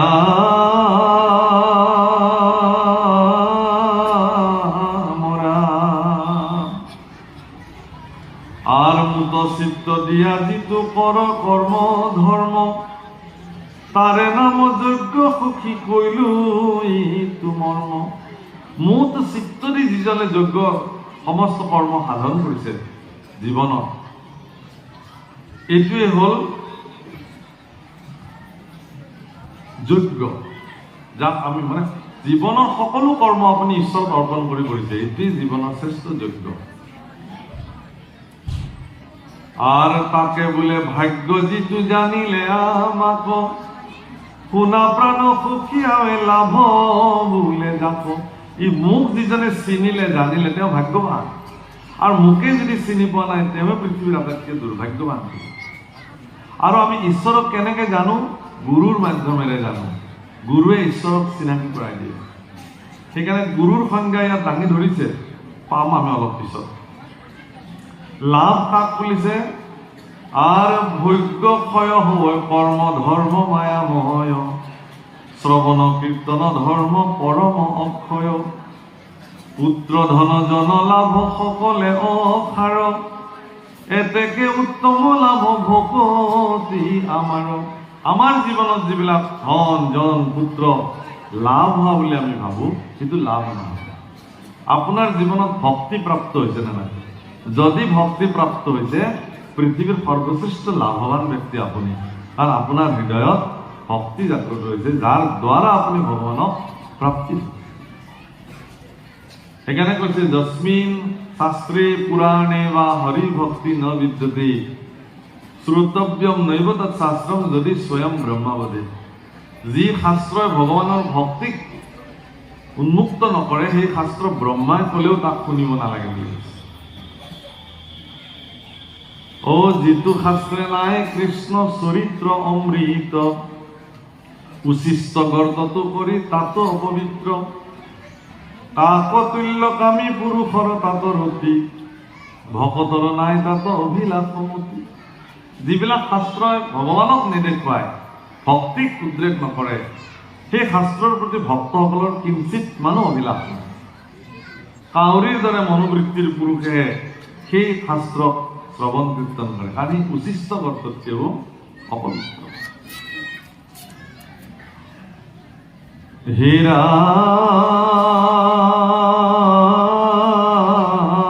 ৰাম। আৰ সমস্ত ভূততে আছো মই মহেশ্বৰ, জানিয়া সবাক কৃপা কৰে যিটো নৰ, তাকে সেবুলয় সখী পৰম ভূষণ, মোৰ গুণ নামে সে জানিবা মহাধন। আমি ভূষণ অলংকাৰ যিবিলাক আমি পিন্ধো, শাস্ত্ৰই কিন্তু সেইবিলাকক অলংকাৰ বুলি কোৱা নাই, ভূষণ বুলি কোৱা নাই। শাস্ত্ৰই ভূষণ বুলি কাক ক'লে? সমস্ত ভূততে মই আছো, প্ৰত্যেকটো শৰীৰতে মই বিদ্যমান হৈ আছো ভগৱান। এই কথাটো জানি যিজনে সকলোকে কৃপা কৰে, তেওঁৱে আটাইতকৈ শ্ৰেষ্ঠ ভূষণ থকা পুৰুষ। সেইটো তেওঁৰ জীৱনত শ্ৰেষ্ঠ অলংকাৰ, কাৰণ তেওঁ সকলোকে হৰিবুদ্ধিৰে মান্য কৰিব জানে। তেওঁতকৈ আৰু শ্ৰেষ্ঠ অলংকাৰ কোন হ'ব পাৰে? হে ৰাম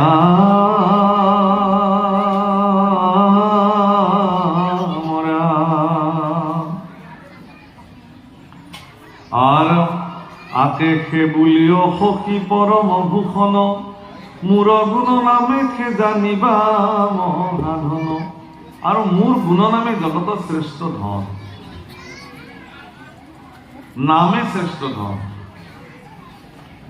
বিষয়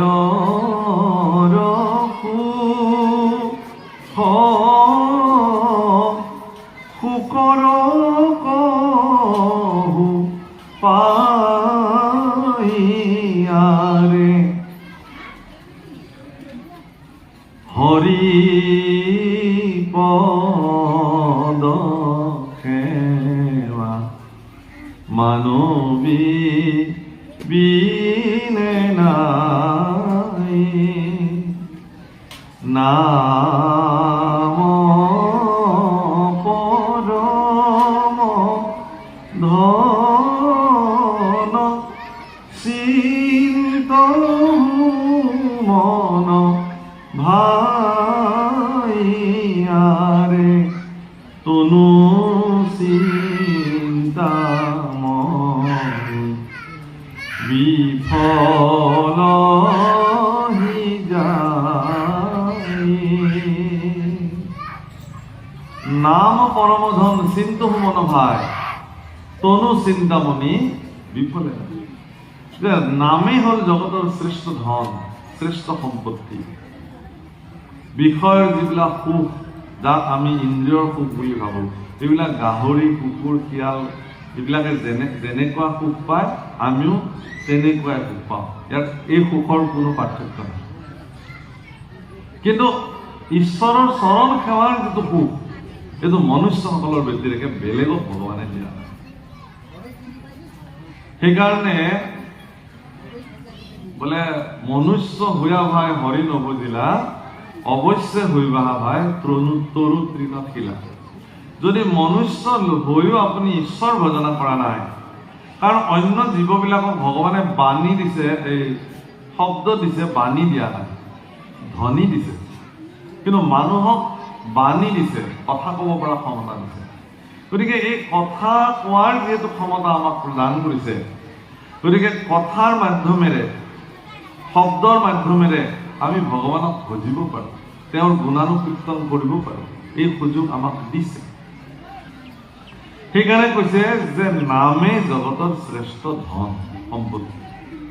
আপুনি যিবিলাক ধন জীৱনত ধন বুলি ভাবি আছে, সেইবিলাক আপোনাৰ মৃত্যুত সংগে একো ৰতিও নাযায়, লগত এটা ৰতিও লগত নাযায়।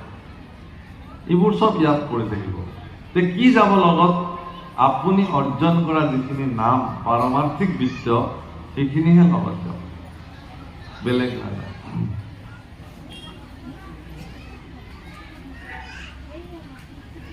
হে ৰাম তাকে বোলে জ্ঞান যিটো দেখে হৰিময়, মোক জানি যিটো অকাৰ্যটো নিবৰ্তয়। ৰাম তাৰে নাম লজ্জা সখী, কৈলো নিস্তবাক। শুনাৱে উদ্ধৱ পণ্ডিত বুলি যাক। তাকে জ্ঞান বোলে যিজনে হৰিময় দেখে, তাকে লজ্জা বোলে যিজনে মোক জনাৰ পিছতো অকাৰ্যত নিৱৰ্তন হ'ব পাৰে। কৰিব নলগা কাম যিজনে কৰে মোক জনাৰ পিছতো, এইটোৱেই লজ্জা পৃথিৱীত। তুমি সুধিছা উদ্ধৱ, লজ্জা কাক বোলে? আকৌ সুধিছে যে কাক পণ্ডিত বোলে? মই এতিয়া এইটো কিন্তু শুনিবলগীয়া। পণ্ডিতৰ সংজ্ঞা কি?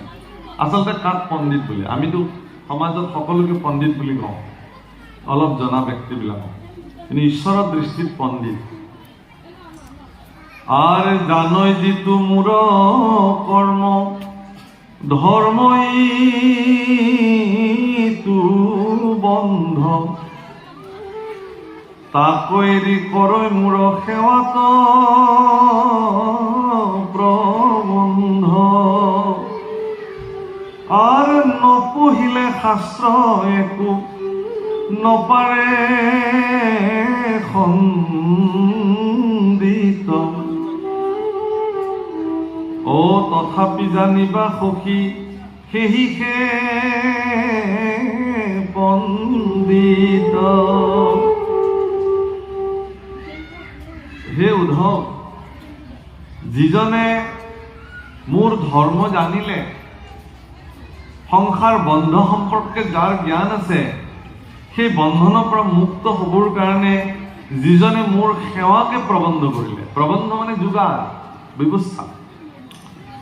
আপুনি বাস্তৱিক জগতৰ বন্ধন। সেইকাৰণে মোৰ আজি পাঠটোৰ প্ৰথম বাক্যটো, যিসকল প্ৰথমৰ পৰা পাঠটো শুনিছে, মই এটা বাক্যৰ দ্বাৰা পাঠটো আৰম্ভ কৰিছিলোঁ। গোটেই পাঠটোৰ মূল কথা এইটো, জন্ম মানেই বন্ধন নহয়, মৃত্যু মানেই মুক্তি নহয়। কৈছে যে যিজন ব্যক্তিয়ে বন্ধ সম্পৰ্কে জানে, মোৰ যিটো প্ৰবন্ধ, বন্ধটো মোৰেই প্ৰবন্ধ, কাৰণ মই মায়াৰ দ্বাৰা সমগ্ৰ জগতক বন্ধন কৰি ৰাখোঁ।